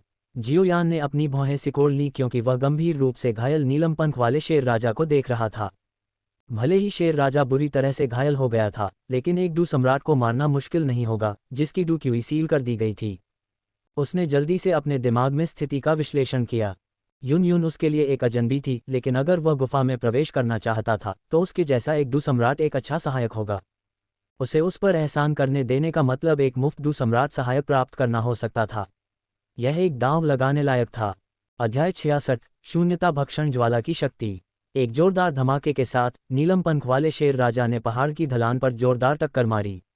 उसके पंजे लाल गर्म लोहे की तरह चमक रहे थे, तीव्र गर्मी के माध्यम से उसके घावों को जबरन जला रहे थे। इस राजा के लिए उस मानव महिला को मार डालो। नीलम पंख वाले शेर राजा ने एक भयंकर दहाड़ लगाई। उसकी खूनी लाल, हत्या के इरादे से भरी विशाल आंखों ने जादुई जानवरों को, जो मूल रूप से सभी दिशाओं में भाग गए थे, अपने रास्ते में रुकने पर मजबूर कर दिया। उनमें से हजारों ने एक साथ यून यून की ओर अपनी निगाहें घुमाईं, क्योंकि वह आसमान से गिर रही थी। अनेक जादुई जानवर सभी दिशाओं से उसे घेरने के लिए एकत्रित हुए, जैसे शार्क खून की गंध सूंघ रही हो। निस्संदेह एक डू सम्राट जिसकी डू क्यूई को सील कर दिया गया था, इन असंख्य जादुई जानवरों के सामने एक असहाय महिला से अलग नहीं था। भले ही वह ऊंची गिरावट से नहीं मरती, लेकिन जादुई जानवरों की भीड़ उसे चीर कर रख देगी। जैसे ही डो क्यूई उसके शरीर से गुजरी, जियाओयान से रक्त ऊर्जा का एक विस्फोट हुआ। भयानक रक्त रंग की ऊर्जा एक विशाल शेर की भ्रामक आकृति में बदल गई, जिसने उसे पूरी तरह से घेर लिया। 3 स्टार डो मास्टर की डो क्यूई और उसके मांस और रक्त की संयुक्त शक्ति हर छिद्र से बाहर निकल गई। मेरे रास्ते से हट जाओ, जियाओयान ने पागल शेर का जाप किया। उसकी चीख गूंजते ही एक विशाल, आवेशित ऊर्जा वाला शेर बाहर निकल आया। शेर की भयंकर दहाड़ पूरे जंगल में गूंज उठी। दहाड़, एक भागते हुए टैंक की तरह भयानक रक्त रंग का शेर अपने रास्ते में आने वाली हर चीज को तोड़ता हुआ निकल गया। पेड़ चकनाचूर हो गए और रैंक 1 और 2 के जादुई जानवर शक्तिशाली बल द्वारा तुरंत खून की धुंध में बदल गए। खूनी रास्ता बनाने के बाद जियाओयान ने अपने दाहिने पैर से जमीन पर जोर से ठोकर मारी। एक जोरदार धमाका हुआ और भयानक बल ने जमीन में एक छोटा गड्ढा बना दिया, जिससे मिट्टी उड़ गई। जियाओयान तेजी से आगे बढ़ा, उसका शरीर एक काले सोल रोब में लिपटा हुआ था और वह एक भूतिया छाया की तरह उस जगह की ओर भागा जहां यून यून गिर रहा था। एक जादुई जानवर की तरह पहले से ही दुर्जय होने के लिए तैयार किए गए शरीर के साथ वह पागल शेर मंत्र के संवर्धन के तहत एक उग्र शेर जैसा दिख रहा था। यहां तक कि रैंक 3 जादुई जानवरों को भी उसकी तीखी धार से बचना पड़ा। जियाओयान 30 फीट ऊंचा उछला और अगले ही पल उसकी पीठ पर काले और बैंगनी रंग के बैंगनी बादल के पंखों की एक जोड़ी दिखाई दी। उसका डू क्यू संघनित हुआ और अपने पंखों के एक शक्तिशाली फड़फड़ाहट के साथ वह गिरते हुए यून यून को पकड़ने के लिए धनुष से छोड़े गए तीर की तरह आगे बढ़ा। अचानक एक काले लबादे में एक आदमी ने उसे गले लगा लिया, जिसने अपने चेहरे को हुड से ढका हुआ था। यून यून ने सहज रूप से मुक्त होने की कोशिश की। अगर तुम मरना नहीं चाहती हो तो चुपचाप खड़ी रहो, जियोयान ने सख्ती से चिल्लाया। उसके पास उसे कोमल शब्दों से शांत करने का समय नहीं था, क्योंकि वे अभी भी खतरे में थे। मानव, तुम मौत को आमंत्रित कर रही हो। जियोयान के पीछे से एक तीखी दहाड़ आई। नीलम पंख वाला शेर राजा बुरी तरह घायल था, लेकिन मरा नहीं था। वह अभी भी उड़ सकता था। क्रोधित नीलम पंख वाला शेर राजा ने अपने पंख तेजी से फड़फड़ाए। वह तेज गति से जियोयान के करीब आ रहा था।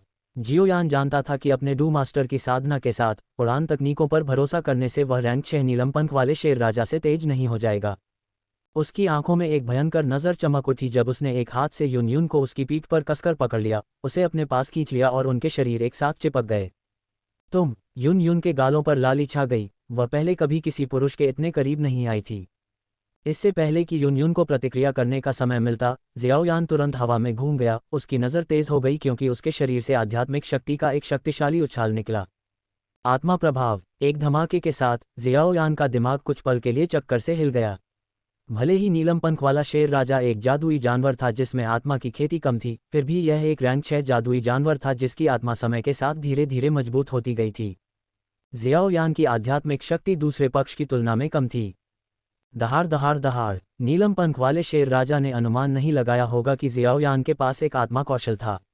चौंक कर उसे अपनी आत्मा में एक चुभने वाला दर्द महसूस हुआ और उसके घाव जो अभी ठीक होने शुरू हुए थे फिर से खुल गए। जियाओयान जानता था कि यह पर्याप्त नहीं था। उसने जल्दी से अपना दिमाग साफ करने के लिए अपनी जीभ काट ली। उसके बाद एक विचार के साथ उसके दाहिने हाथ की हथेली में काली लपटों का एक समूह दिखाई दिया। फिर अपने हाथ की एक लहर के साथ उसने काली लपटों को अनगिनत छोटी चिंगारियों में बिखेर दिया जो आसमान से एक अंधेरी बारिश की तरह गिरी। वूश वूश वूश, ये निहिलिटी भक्षण ज्वाला की काली लपटें थीं। भले ही ये केवल एक बीज ज्वाला थी, फिर भी इसमें निहिलिटी भक्षण ज्वाला की अनूठी विशेषताएं थीं। बस कुछ चिंगारियों ने जंगल के बड़े हिस्से को जला दिया। काली लपटें पहाड़ की ढलान पर फैल गईं और घने धुएं ने दृश्यता को लगभग असंभव बना दिया। बिना किसी हिचकिचाहट के जियाओयान ने अपने मुंह में एक तीसरी श्रेणी की ग्रेट रिकवरी पिल डाली। काली लौ ने तुरंत पर्पल क्लाउड विंग्स को घेर लिया और उसे अधिकतम गति पर पहुंचा दिया। फिर वह काली लपटों द्वारा प्रदान किए गए आवरण का उपयोग करके तुरंत क्षितिज में गायब हो गया। नीलम पंख वाले शेर राजा की क्रोधित दहाड़ें तब तक धीमी होती गईं जब तक कि जियोयान सफलतापूर्वक यून यून के साथ भाग नहीं गया।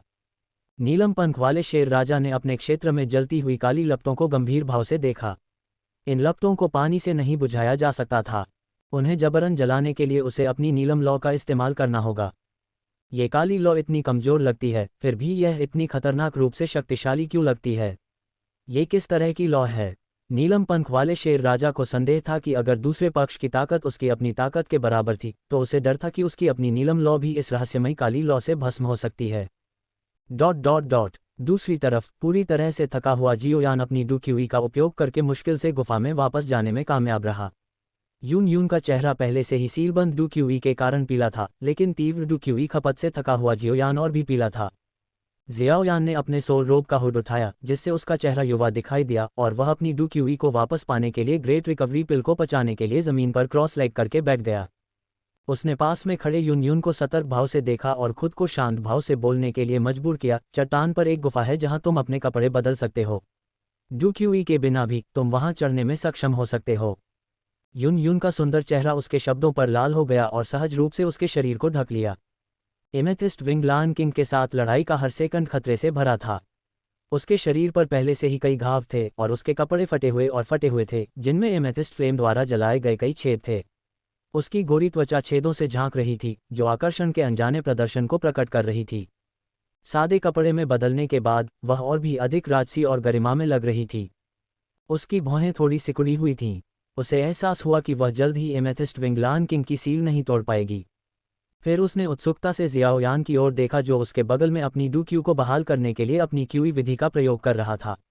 उसने पूछा, तुम कौन हो? तुमने मुझे क्यों बचाया? कुछ क्षणों के बाद जियाओयान ने एक गहरी सांस ली और आखिरकार अपनी कुछ डुक्यूई वापस पा ली। सुंदरता को बचाते हुए उसने जो वीरतापूर्ण रूप दिखाया था, उसके बावजूद अगर उसकी आध्यात्मिक शक्ति थोड़ी कमजोर होती तो वह गंभीर रूप से घायल एमेथिस्ट विंग लायन किंग को नहीं रोक पाता, और वह और यून यून दोनों ही आज उसका भोजन बन जाते। क्या तुम्हें किसी और का नाम पूछने से पहले अपना परिचय नहीं देना चाहिए था? जियाओयान ने शांत आंखों से यून यून की ओर देखा। यून यून एक पल के लिए जम गया। उसने हमेशा ऐसे पुरुषों का सामना किया था जो उसकी चापलूसी करते थे और उसकी चापलूसी करते थे। कभी भी जियाओयान जैसा शांत और आत्मविश्वासी युवक नहीं देखा था जिसने उसकी जान बचाने के लिए भी कदम उठाया था। उसकी खूबसूरत आंखें थोड़ी झपक रही थीं और वह हल्के से मुस्कुराई, मेरा नाम यूनजी है। जियाओयान की पलकें झपक रही थीं जब उसने यून यून को देखा, जो अपने बनाए नाम पर थोड़ा गर्व महसूस कर रही थी। उसे इतनी शर्मिंदगी महसूस हुई कि वह लगभग किसी छेद में घुसना चाहता था। नकली नाम का इस्तेमाल करना एक बात थी, लेकिन अपना अंतिम नाम भी नहीं बदलना। ओह, मेरा नाम याओयान है। वह और क्या कर सकता था? बस दिखावा करता कि उसे नहीं पता था कि वह दिखावा कर रही थी। तुमने मुझे क्यों बचाया? यून यून ने धीरे से पूछा। वह स्पष्ट रूप से जियाओयान को नहीं पहचान पाए और समझ नहीं पाई कि वह उसे बचाने के लिए इतनी दूर क्यों जाएगा। मुझे कुछ पाने के लिए एमेथिस्ट विंग लायन किंग की खोह में प्रवेश करना होगा। एक डू सम्राट के रूप में आप नीलम पंख वाले शेर राजा को रोक सकते हैं, उसने स्पष्ट रूप से उत्तर दिया, अपने इरादों को छिपाने की जहमत नहीं उठाए। उसकी सीधी सादी बातों ने यून यून को अचंभित कर दिया। क्या वह वास्तव में उसे मोहरे के रूप में इस्तेमाल करने की कोशिश कर रहा था? एक बहादुर नायक सुंदरता को बचा रहा है? बिल्कुल नहीं। जियाओयान बहुत सीधा था, खुले तौर पर स्वीकार कर रहा था कि उसे बचाने के पीछे उसके छिपे हुए इरादे थे। आश्चर्यजनक रूप से यून यून ने जवाब में सिर हिलाया। उसने खुद नहीं सोचा था कि जियाओयान ने उसे उसकी सुंदरता या उस तरह की किसी चीज़ के कारण बचाया है। उसकी ईमानदारी ने उस पर अच्छा प्रभाव डाला। मुझे जिस बैंगनी आत्मा क्रिस्टल की ज़रूरत है वह भी गुफा के अंदर है, लेकिन मेरी डुक्यूई वर्तमान में सील है और मैं जल्दी से सील नहीं तोड़ सकता। अगर हम एमेथिस्ट विंग लायन किंग को उसकी चोटों से उबरने देते हैं तो सफल होना आसान नहीं होगा, उसने चिंता के साथ कहा। एमेथिस्ट विंग लायन किंग अब घायल हो चुका था और अगर वे उसके घाव पूरी तरह से ठीक होने तक इंतजार करते तो मान में प्रवेश करना और भी मुश्किल होता। इसके अलावा एक बार वहां जाने के बाद यून यून को डर था कि एमेथिस्ट विंग लायन किंग अगली बार उसकी मांद की और भी कड़ी सुरक्षा करेगा। जियाओयान शांति से मुस्कुराया, उसने पहले से ही सील तोड़ने का तरीका सोच लिया था। उसने धीरे से अपनी दाहिनी तर्जनी को आगे बढ़ाया। एक फुफकार के साथ उसकी उंगली के सिरे पर काली लौ की एक किरण दिखाई दी। मैं सील तोड़ने में तुम्हारी मदद कर सकता हूँ। शून्यता भक्षण करने वाली ज्वाला में किसी भी चीज़ को भस्म करने की क्षमता थी। उसने शून्यता भक्षण करने वाली ज्वाला की विशेषताओं का उपयोग करके धीरे धीरे सील को भस्म करने की योजना बनाई। अध्याय 67, एक अप्रत्याशित खुशी। मैं सील तोड़ने में आपकी मदद कर सकता हूँ। जियाओयान की उंगली की नोक से काली लौ की एक किरण निकली। हालांकि निहिलिटी भक्षण करने वाली लौ अभी भी सिर्फ एक बीज लौ थी, स्वर्गीय लपटों में से एक बच्ची, फिर भी उसमें ऐसी लपटों के लिए अद्वितीय चमत्कारी शक्ति थी। इसके अलावा ये दूसरी रैंक वाली निहिलिटी भक्षण करने वाली लौ थी। नीलम पंख वाले शेर राजा ने केवल अपने शरीर की नीलम लॉ का उपयोग यून की मेरिडियन को अवरुद्ध करने और उसकी डुक्यूई को सील करने के लिए किया था। यदि निहिलिटी भक्षण करने वाली लॉ उसके मेरिडियन बिंदुओं के भीतर नीलम क्रिस्टल को भस्म कर सकती है, तो वह स्वाभाविक रूप से अपनी डू सम्राट शक्ति को पुनः प्राप्त कर लेगी। उसकी शारीरिक चोटें कोई चिंता की बात नहीं थीं, क्योंकि यून के पास खुद अपने घावों को ठीक करने के लिए औषधीय गोलियां थीं।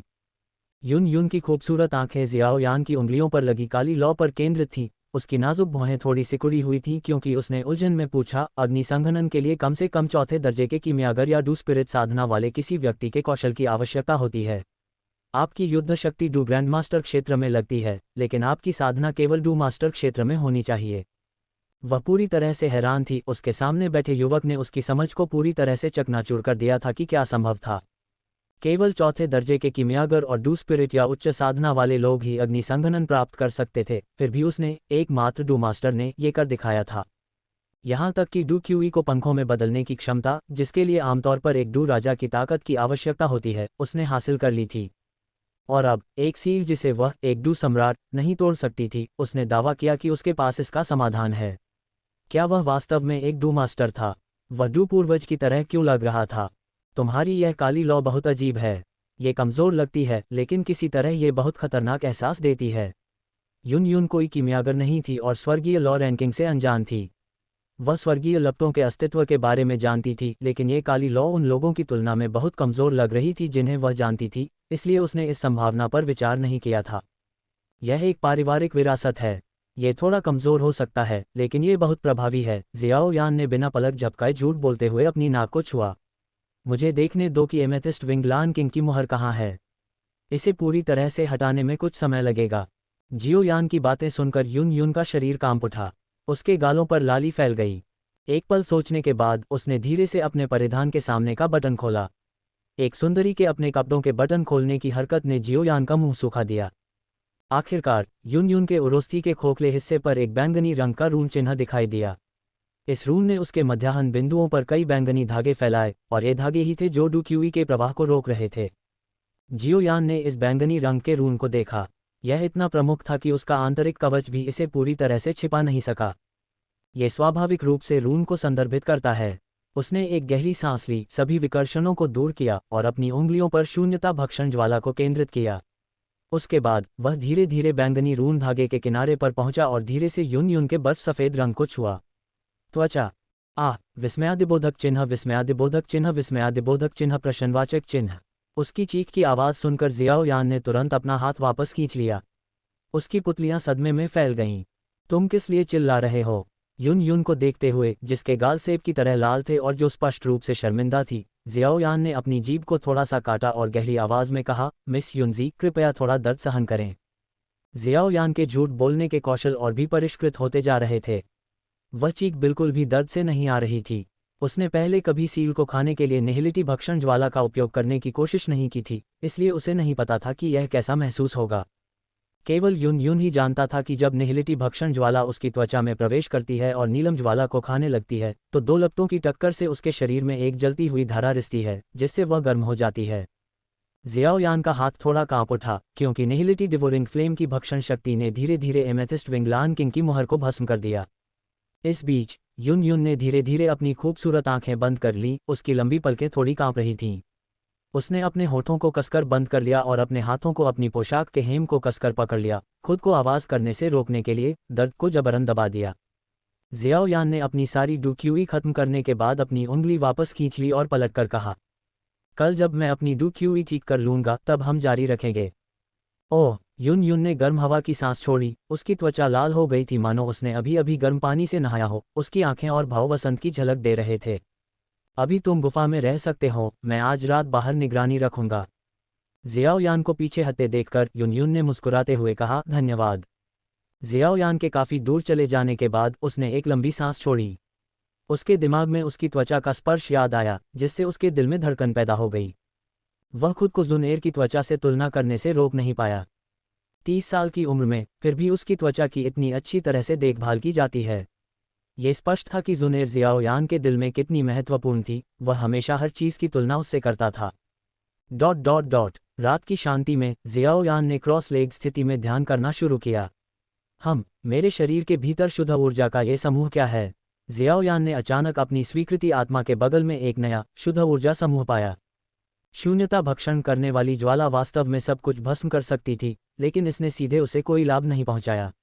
इसके बजाय ज्वाला स्वयं मजबूत हो गई, जिसने बदले में उसके द्वारा संचालित काली ज्वाला को मजबूत किया। हालांकि इसके परिणामस्वरूप उसकी साधना का स्तर नहीं बढ़ा। क्या यह अतिरिक्त शुद्ध ऊर्जा युन युन की हो सकती है? अचानक विचार ने जियाओयान के दिल की धड़कन को बढ़ा दिया। उसने उम्मीद नहीं की थी कि शून्यता भक्षण करने वाली ज्वाला ने सील को भस्म कर दिया। ये युन युन की थोड़ी मात्रा में डूबी हुई ऊर्जा भी वापस लाएगी। युन युन एक डू सम्राट था और उसकी ऊर्जा का थोड़ा सा रिसाव भी उसे बहुत लाभ पहुंचा सकता था।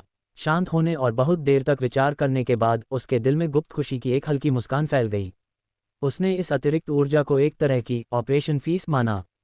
एक बार जब कोई चीज़ उसके हाथ में आ गई तो वह उसे कैसे जाने दे सकता था। जियाओयान के दिमाग ने गहराई से खोज की और अपनी आध्यात्मिक शक्ति से इस ऊर्जा समूह को नियंत्रित किया। उसके बाद उसने इसे फ्लेम मंत्र द्वारा बताए गए मार्ग पर प्रसारित करना शुरू कर दिया। जब ऊर्जा कुछ हद तक चिपचिपी हो गई, तभी उसने इसे अपने क्यूई चक्रवात में प्रवाहित किया, जहां इसे उसकी अपनी डू क्यूई साधना में एकीकृत किया गया। वह अपने होठों को चाटने से खुद को रोक नहीं सका। 1 या 2 और ऐसे ऊर्जा समूहों के साथ वह 3 स्टार डू मास्टर से 4 स्टार तक पहुंच सकता था। वह हाल ही में 3 सितारों तक पहुंचा था और उसने ऐसी अप्रत्याशित सफलता की उम्मीद नहीं की थी। इससे अगले दिन युन युन की मुहर तोड़ने की प्रत्याशा की एक अतिरिक्त परत जुड़ गई।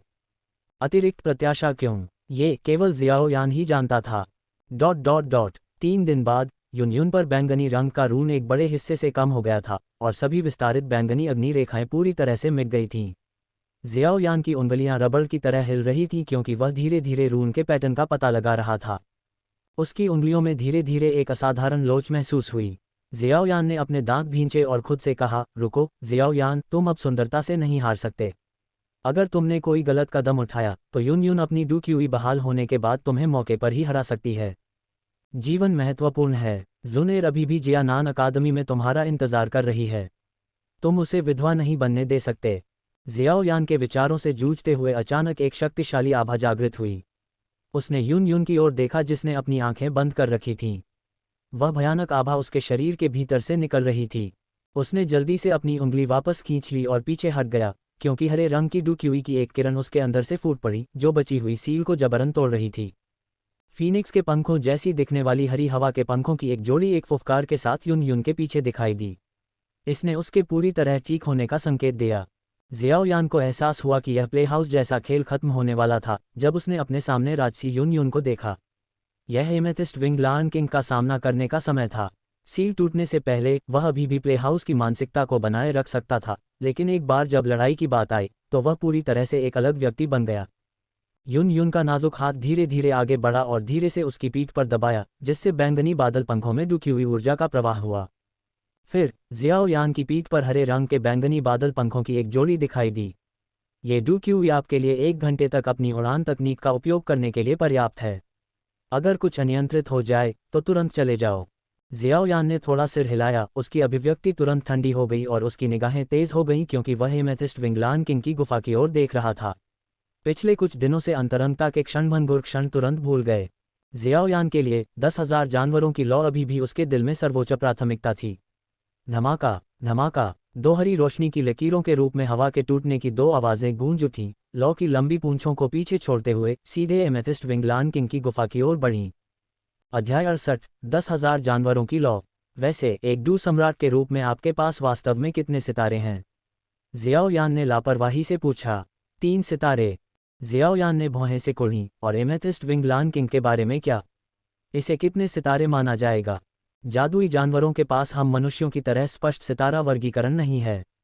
अगर हम इसकी तुलना डू तकनीक और डू क्यूई के संदर्भ में करें तो यह अधिकतम 2 सितारा डू सम्राट के साथ प्रतिस्पर्धा कर सकता है। हालांकि जादुई जानवर नज़दीकी लड़ाई में बेहतर होते हैं और अपनी शारीरिक शक्ति पर निर्भर करते हैं।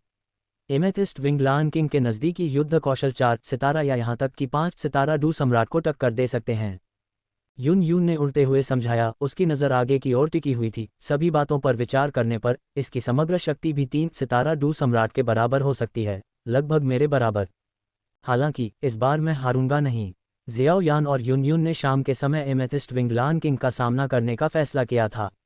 वे जानते थे कि लान किंग पर एमेथिस्ट क्रिस्टल सूरज की रोशनी को अवशोषित कर सकते हैं, इसलिए इस समय को चुनने से जब ऐसा नहीं हो सकता तो लान किंग शायद यून यून से मुकाबला न कर पाए जिसने डी क्लास डू तकनीक की खेती की थी।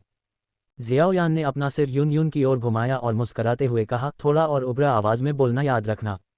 यून यून ने उसे नाराजगी भरी नज़र से देखा। क्या तुम डू सम्राट हो या मैं? मुझे तुमसे आदेश क्यों लेना चाहिए?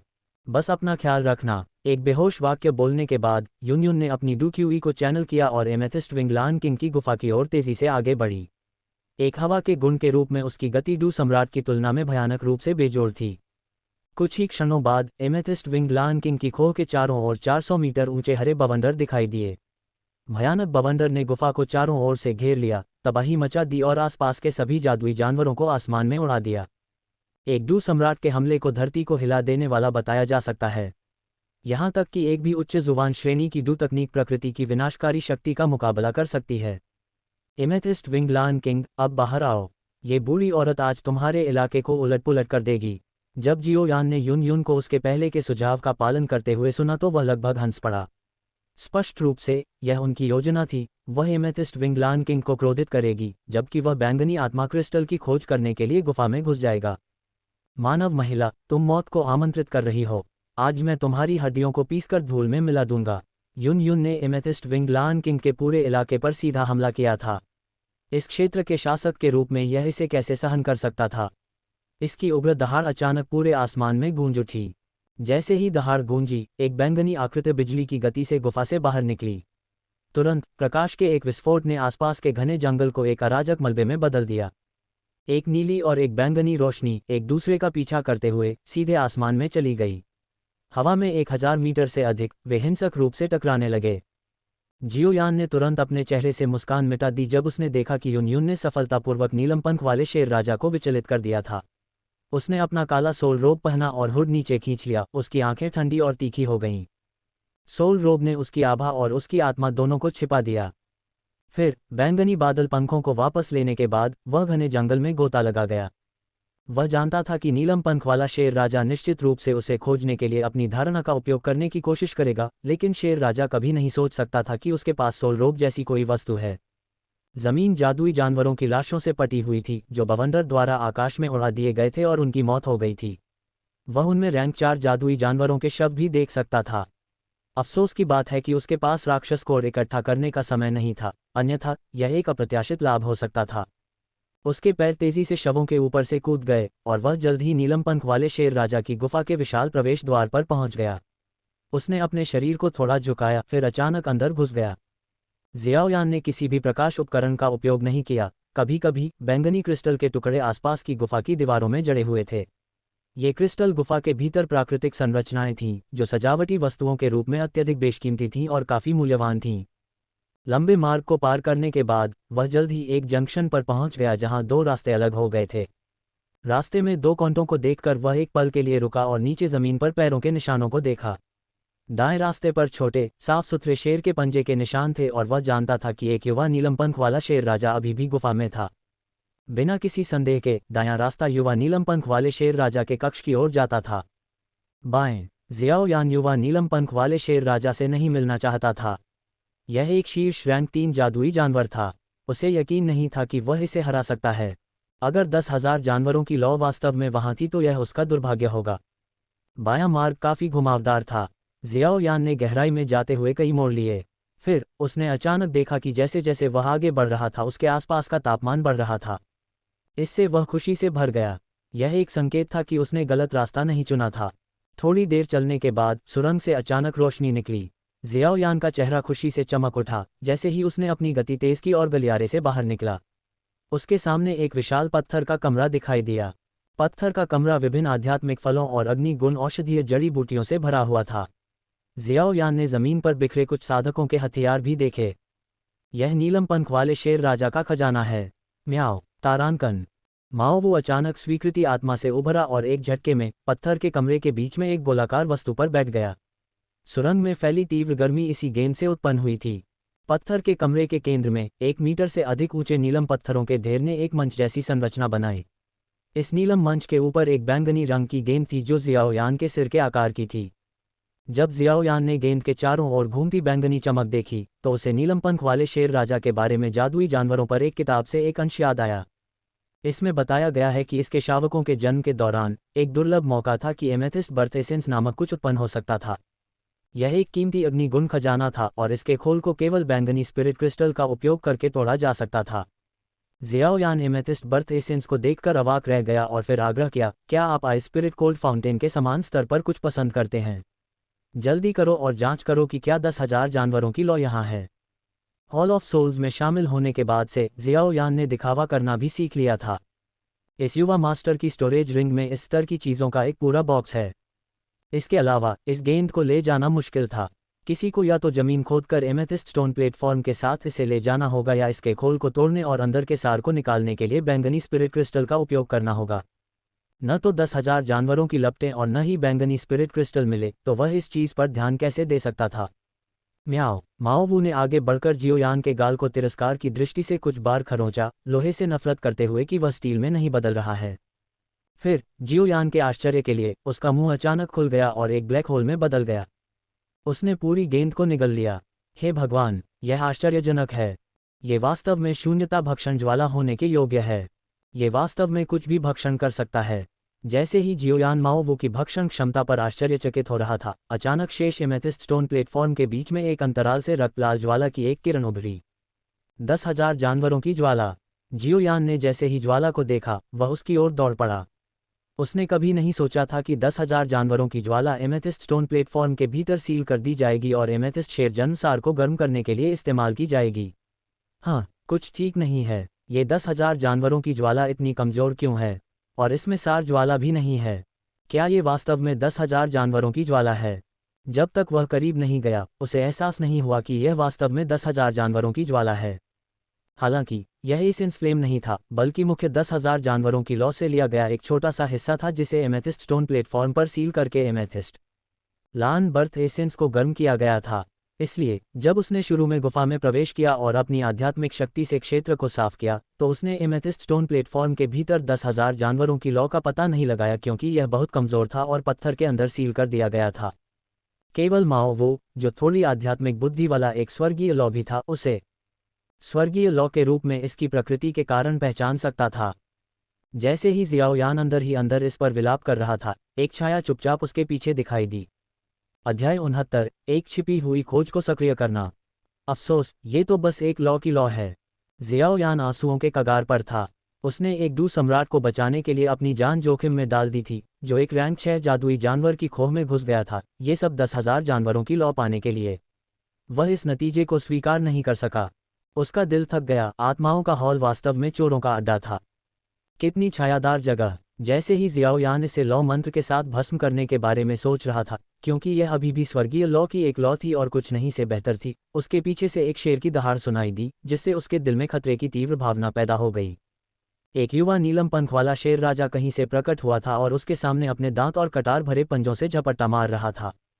बकवास, जियाओयान ने शाप दिया। वह 10,000 जानवरों की ज्वाला से विचलित हो गया था और एक पल के लिए अपनी सुरक्षा कम कर दी थी। दूसरे रास्ते से आ रहे युवा नीलम पंख वाले शेर राजा पर ध्यान नहीं दिया। डू क्यू क्लोक, पागल शेर रक्षक। अपनी मुट्ठियां भींचते हुए जियाओयान ने अपना डू क्यू क्लोक बुलाया, अपने सामने अपनी बाहें पार की और तुरंत डू तकनीक पागल शेर मंत्र को सक्रिय किया। एक उग्र शेर का भ्रामक सिर दिखाई दिया, जो उसके पूरे शरीर को ढंक रहा था और उसकी रक्षा कर रहा था। धमाका। युवा नीलम पंख वाले शेर राजा ने छलांग लगाए और अपने पंजों से उस भ्रामक शेर पर बुरी तरह से प्रहार किया। शीर्ष रैंक 3 जादुई जानवर की भयानक ताकत ने उसे सीधे उड़ा दिया। जियाओयान पास के सोने और रत्नों के ढेर में एक तोप के गोले की तरह जा गिरा। अगर उसकी मजबूत काया और इस तथ्य के लिए कि उसने पागल शेर मंत्र की साधना नहीं की होती तो यह वार अकेले ही घातक हो सकता था। मेरी मुट्ठी खाओ। Octane blast. जियाओयान हवा में उछला, उसका पूरा शरीर डू क्यूई से भर गया और उसने सीधे युवा एमेथिस्ट विंगलान किंग पर हमला किया। उसकी दाहिनी मुट्ठी ने ऑक्टेन ब्लास्ट की डू क्यूई को संघनित किया। दहाड़। युवा एमेथिस्ट विंगलान किंग ने भी पंजे से हमला किया और सीधे जियाओयान की मुट्ठी से टकराया। मूल रूप से जियाओयान की साधना केवल डू मास्टर क्षेत्र तक ही पहुंची थी और शारीरिक लड़ाई में वह स्वाभाविक रूप से रैंक 3 युवा एमेथिस्ट विंगलान किंग के खिलाफ नुकसान में था। इस तरह उसे एक बार फिर से उड़ा दिया गया। छिपी हुई शक्ति, फूट पड़ो, जियाओयान ने ठंडे स्वर में कहा। छिपी हुई शक्ति की 8 परतें क्रमिक रूप से फूट पड़ीं, जिसने युवा एमेथिस्ट विंगलान किंग को चौंका दिया और उसे भी उड़ा दिया। जब शारीरिक शक्ति की कमी होती थी तो डू तकनीकें इसकी भरपाई कर देती थीं। क्या वह बैंगनी आत्मा क्रिस्टल उसके गले में लटका हुआ है? जियाओ यान खड़ा हुआ और उसने युवा एमेथिस्ट विंगलान किंग के गले में बैंगनी रत्नों की एक माला देखी। ये रत्न उस बैंगनी स्पिरिट क्रिस्टल के समान थे जिसका वर्णन यून यून ने किया था। ये पता चला कि एमेथिस्ट विंगलान किंग ने अनुमान लगाया था कि यून यून सब कुछ ठीक नहीं होने देगी और उसे संदेह था कि वह और जियाओ यान बैंगनी स्पिरिट क्रिस्टल चुराने के लिए मांद में घुस सकते हैं। इसलिए उसने सभी बैंगनी स्पिरिट क्रिस्टल को एक हार में बदल दिया और उसे युवा एमेथिस्ट विंगलान किंग के गले में लटका दिया, जो खजाने की तिजोरी के एक अंधेरे कोने में छिपा हुआ था। चोर जियाओ यान के आने का इंतजार कर रहा था। हालांकि एमेथिस्ट विंगलान किंग ने यह उम्मीद नहीं की थी कि जियाओ यान का मुख्य लक्ष्य 10,000 जानवरों की ज्वाला थी और उसके पास निहिलिटी भक्षण ज्वाला थी, जिसने सीधे एमेथिस्ट लान बर्थ एसेंस को निगल लिया। ये बूढ़ा शेर बहुत चालाक है। मैं पहले युवा एमेथिस्ट विंगलान किंग को हराए बिना पर्पल स्पिरिट क्रिस्टल नहीं पा सकता। जियो यान ने मन ही मन एमेथिस्ट विंगलान किंग को कोसा। दहाड़ युवा एमेथिस्ट विंगलान किंग के मुंह से एमेथिस्ट फ्लेम की एक तीखी धारा फूट पड़ी। हालांकि यह रैंक 6 एमेथिस्ट विंगलान किंग की तरह शक्तिशाली नहीं थी, लेकिन ये ज्वाला रैंक 3 के जादुई जानवर को भस्म करने में पूरी तरह सक्षम थी। माओ वो जियो यान ने तुरंत माओ वो को बुलाया, जिसने इस क्रिया की नकल की और काली लपटों की एक धारा को बाहर निकालने के लिए अपना मुंह खोला। धमाका, आग के 2 खंभे आपस में टकराए और भयानक गर्मी ने उनके आसपास के सभी आध्यात्मिक फलों और औषधीय जड़ी बूटियों को भस्म कर दिया। पत्थर के कमरे के अंदर का तापमान इतना बढ़ गया कि कमरे के अंदर के सिक्के भी पिघलने लगे। यह नहीं चलेगा, आग के प्रति मेरा वर्तमान प्रतिरोध युवा एमेथिस्ट विंगलान किंग से तुलना नहीं कर सकता। जियो यान को बहुत पसीना आ रहा था। अगर उसके सोल रोब की विशेष सामग्री नहीं होती तो वह अब तक जलकर राख हो चुका होता। अपने दांत पीसते हुए जियाओ यान ने अपनी स्टोरेज रिंग से एक गोली की बोतल निकाली, जिसमें हाल ही में परिष्कृत की गई अग्नि बढ़ती गोलियां थीं। अपने चेहरे पर एक मुस्कान के साथ उसने गोली की बोतल को हिलाया और कहा, तुम्हें पता है कि ये क्या है न? इस बोतल में कई तीसरी श्रेणी की अग्नि बढ़ती गोलियां हैं जो तुम्हारे शरीर के भीतर अग्नि गुण ऊर्जा को बढ़ा सकती हैं। इसका प्रभाव निश्चित रूप से तुम्हारे एमेथिस्ट बर्थ एसेंस से कम नहीं है। चलो शांति बनाते हैं, मैं तुम्हें वे सब दे दूंगा। निश्चित रूप से युवा एमेथिस्ट विंगलान किंग मानव भाषण को समझ सकता था। उसके शब्दों को सुनकर उसने तुरंत अपनी लपटें वापस ले लीं। उसकी आंखें लालच से जियाओ यान के हाथ में गोली की बोतल पर टिकी हुई थीं। ये वर्तमान में तीसरी श्रेणी का जादुई जानवर था जो तीसरी श्रेणी की औषधीय गोलियां खाने के लिए उपयुक्त था। अग्नि बढ़ती गोलियां वास्तव में इसके लिए एकदम सही थीं। मैं बोतल यहां छोड़ दूंगा, तुम आकर इसे ले जाओ और मैं चला जाऊंगा। जियाओ यान ने गोली की बोतल जमीन पर रख दी। जब तक युवा नीलम पंख वाला शेर राजा इसे उठाने के लिए आगे बढ़ता, ये गुफा के प्रवेश द्वार का रास्ता साफ कर देता, जिससे वह अपने बैंगनी बादल पंखों का उपयोग करके बच निकलने में सक्षम हो जाता। युवा नीलम पंख वाला शेर राजा अभी तक उड़ नहीं सकता था। जियाओ यान ने धीरे धीरे अपनी स्थिति बदली, जबकि युवा नीलम पंख वाला शेर राजा भी गोली की बोतल की ओर इंच दर इंच आगे बढ़ा। ऐसा लग रहा था जैसे दोनों पक्षों ने आपसी सहमति बना ली हो। दहाड़ युवा नीलम पंख वाला शेर राजा अचानक मुड़ा और जियाओ यान की ओर झपटा। उसकी आंखें मानो कह रही थीं, वयस्क चुनाव करते हैं, मुझे सब कुछ चाहिए। जियाओ यान ने आक्रमण करने वाले शेर शावक को तिरस्कार से देखा और व्यंग्यात्मक लहजे में कहा, तुम्हें लगता है कि मैं नहीं जानता था कि तुम क्या सोच रहे थे। उसके हाथ में आइस स्पिरिट कोल्ड फाउंटेन से भरी एक बोतल दिखाई दी। उसका इरादा शेर शावक के साथ व्यापार करने का नहीं था, बल्कि उसे प्रवेश द्वार को अवरुद्ध करने से दूर ले जाने का था। चाले चलना, षड्यंत्र करना, चालाक होना इंसानों को कौन मात दे सकता है। एक जोरदार धमाके के साथ बोतल शेर के बच्चे पर लगी और अंदर का आइस स्पिरिट कोल्ड फाउंटेन तुरंत फट गया, जिससे ठंड का एक भयानक झोंका निकला जिसने शेर के बच्चे को एक पल में ही जमा दिया। जियाओ यान ने जानलेवा वार करने का मौका नहीं गंवाया, क्योंकि वह अच्छी तरह जानता था कि आइस स्पिरिट कोल्ड फाउंटेन का ठंडा प्रभाव लंबे समय तक नहीं रहेगा, संभवतः केवल 10 सेकंड तक। समय बर्बाद करने का नहीं। पर्पल स्पिरिट क्रिस्टल का एक टुकड़ा फाड़ने के बाद जियाओ यान ने अपना दाहिना हाथ एमेथिस्ट स्टोन प्लेटफॉर्म पर रखा और तेजी से फ्लेम मंत्र प्रसारित किया, जिससे 10,000 बीस्ट फ्लेम की किरण उसके शरीर में समा गई। इसे परिष्कृत करने के लिए समय न होने के कारण उसने अपने पर्पल क्लाउड विंग्स को फैलाया और जितनी तेजी से हो सका भाग गया। जियाओ यान की गति हवा के झोंके की तरह थी, जिसमें उसके पर्पल क्लाउड विंग्स पूरी तरह से तैनात थे। सुरंग से बाहर निकलते ही उसका आकार धुंधला हो गया। वह पागलों की तरह गुफा के निकास की ओर उड़ रहा था। हालांकि मार्ग से बाहर निकलने के कुछ ही समय बाद उसके पीछे एक क्रोधित दहाड़ गूंज उठी। Ice spirit cold fountain 10 second भी नहीं टिक पाया था। जियाओयान एक फुसफुसाहट के साथ गुफा के प्रवेश द्वार से बाहर निकल गया। उसके पास एक शब्द भी बोलने का समय नहीं था। उसने भारी जुबान शासक को बुलाया और डी क्लास डू तकनीक फ्लेम स्प्लिटिंग सुनामी का प्रयोग किया। भारी जुबान शासक के एक ही झटके से काली लौ की एक लकीर हवा में फैल गई। गुफा के प्रवेश द्वार पर सभी रैंक 1 और रैंक 2 जादुई जानवर तुरंत निहिलिटी भक्षण ज्वाला द्वारा भस्म हो गए। पीछे कोई राख नहीं बची। यहाँ तक कि रैंक 3 जादुई जानवर भी इसका सामना नहीं कर सके और उन्हें इसके किनारे से बचना पड़ा। लानत है, तुमने मेरे बेटे को चोट पहुंचाने की हिम्मत कैसे की? मैं आज तुम्हें माफ नहीं करूंगा। नीलम पंख वाले शेर राजा की दहाड़ पूरे क्षेत्र में गूंज उठी और आसमान से तीव्र बैंगनी लपटें फूट पड़ीं। हम्फ, ठंडी सांस लेते हुए युन युन ने अपने जेड जैसे हाथ को अपने सामने थोड़ा घुमाया, जिससे एक बेतहाशा घूमता हुआ हरा बवंडर बना, जिसने भारी बैंगनी लपटों को उड़ा दिया और भागते समय जियाओयान को ढक दिया। जब युन युन ने जियाओयान को सुरक्षित भागते देखा तो उसने लड़ाई जारी रखने की जहमत नहीं उठाई और सीधे आसमान में उड़ गई। घृणित मनुष्य। हालांकि नीलम पंख वाला शेर राजा गुस्से में था, लेकिन उसने उनका पीछा करने की हिम्मत नहीं की। वह अपने इलाके को नहीं छोड़ सकता था, खासकर तब जब उसका बेटा अभी भी गुफा के अंदर था। अंततः नीलम पंख वाले शेर राजा ने अपने उग्र क्रोध को नियंत्रित करने में कामयाबी हासिल की, पीछे मुड़ा और गुफा में वापस आ गया। अपने बेटे को सुरक्षित पाकर राहत महसूस करते हुए वह शांत हो गया। हालांकि ये पता चलने पर कि नीलम शेर जन्मसार चोरी हो गया था, उसने आकाश की ओर एक लंबी चीख निकाली। धिक्कार है इंसानों पर। गुफा के चारों ओर के पहाड़ लगातार उसकी गड़गड़ाहट से कांप रहे थे। धिक्कार है। कंपन के कारण फायर राइजिंग पिल्स की बोतल धीरे धीरे नीलम पंख वाले शेर राजा के पंजे पर लुढ़क गई। नीलम पंख वाले शेर राजा ने असमंजस में बोतल को देखा और पूछा, बेटा, तुम्हें ये दवा किसने दी? दहाड़ दहाड़, क्या ये काली लौ वाला वह आदमी था? क्या वह कोई किमियागर है? हो सकता है। नीलम पंख वाले शेर राजा ने नीलम पत्थर के मंच पर वापस देखते ही भौहें सिकोड़ लीं। निश्चित रूप से 10,000 जानवरों की लौ की वह किरण जो अंदर बंद थी, गायब हो गई थी। नीलम पंख वाले शेर राजा को जियाओयान के बारे में विवरण याद आने लगे और अंत में उसने खुद से कहा, क्या वह किमियागर जानवर की कब्र में 10,000 जानवरों की लौ के लिए आया था? जियाओयान ने एक छिपी हुई खोज शुरू कर दी थी। अध्याय 70, अलविदा युन युन। कुछ क्षण बाद, अपने बैंगनी बादल पंखों से सभी डूक्यूई को समाप्त करने के बाद, जियाओयान आखिरकार चट्टान की गुफा में वापस उड़ गया, जहां युन युन पहले से ही इंतजार कर रहा था। मिशन पूरा हुआ। जियाओयान ने अपने बैंगनी बादल पंखों को वापस खींच लिया और मुस्कुराते हुए बैंगनी स्पिरिट क्रिस्टल को युन युन की ओर फेंक दिया। युन युन ने बैंगनी स्पिरिट क्रिस्टल को पकड़ लिया और उसकी खूबसूरत आंखों ने जियाओयान को देखा, जो उसके सामने थकावट से हाँफ रहा था। मुझे नहीं लगा कि तुम वास्तव में इसे पाने में कामयाब हो पाओगे। जब जियाओयान ने पहली बार सुझाव दिया कि वह बैंगनी स्पिरिट क्रिस्टल को चुराने के लिए गुफा में घुसने के दौरान एमेथिस्ट विंगलान किंग को उकसाए, तो वह बहुत संशय में थी। आखिरकार गुफा के अंदर की स्थिति खतरे से भरी थी। शीर्ष रैंक 3 युवा एमेथिस्ट विंगलान किंग की उपस्थिति का तो जिक्र ही न करें। जियाओयान के वर्तमान डू मास्टर साधना स्तर को देखते हुए ऐसा लग रहा था कि वह मौत के मुंह में जा रहा था। फिर भी सभी बाधाओं के बावजूद जियाओयान बैंगनी आत्मा क्रिस्टल प्राप्त करने में सफल रहा और यहाँ तक कि सफलतापूर्वक बच भी निकला। तुमने मुझे बैंगनी आत्मा क्रिस्टल प्राप्त करने में मदद की और यहाँ तक कि मेरी जान भी बचाई।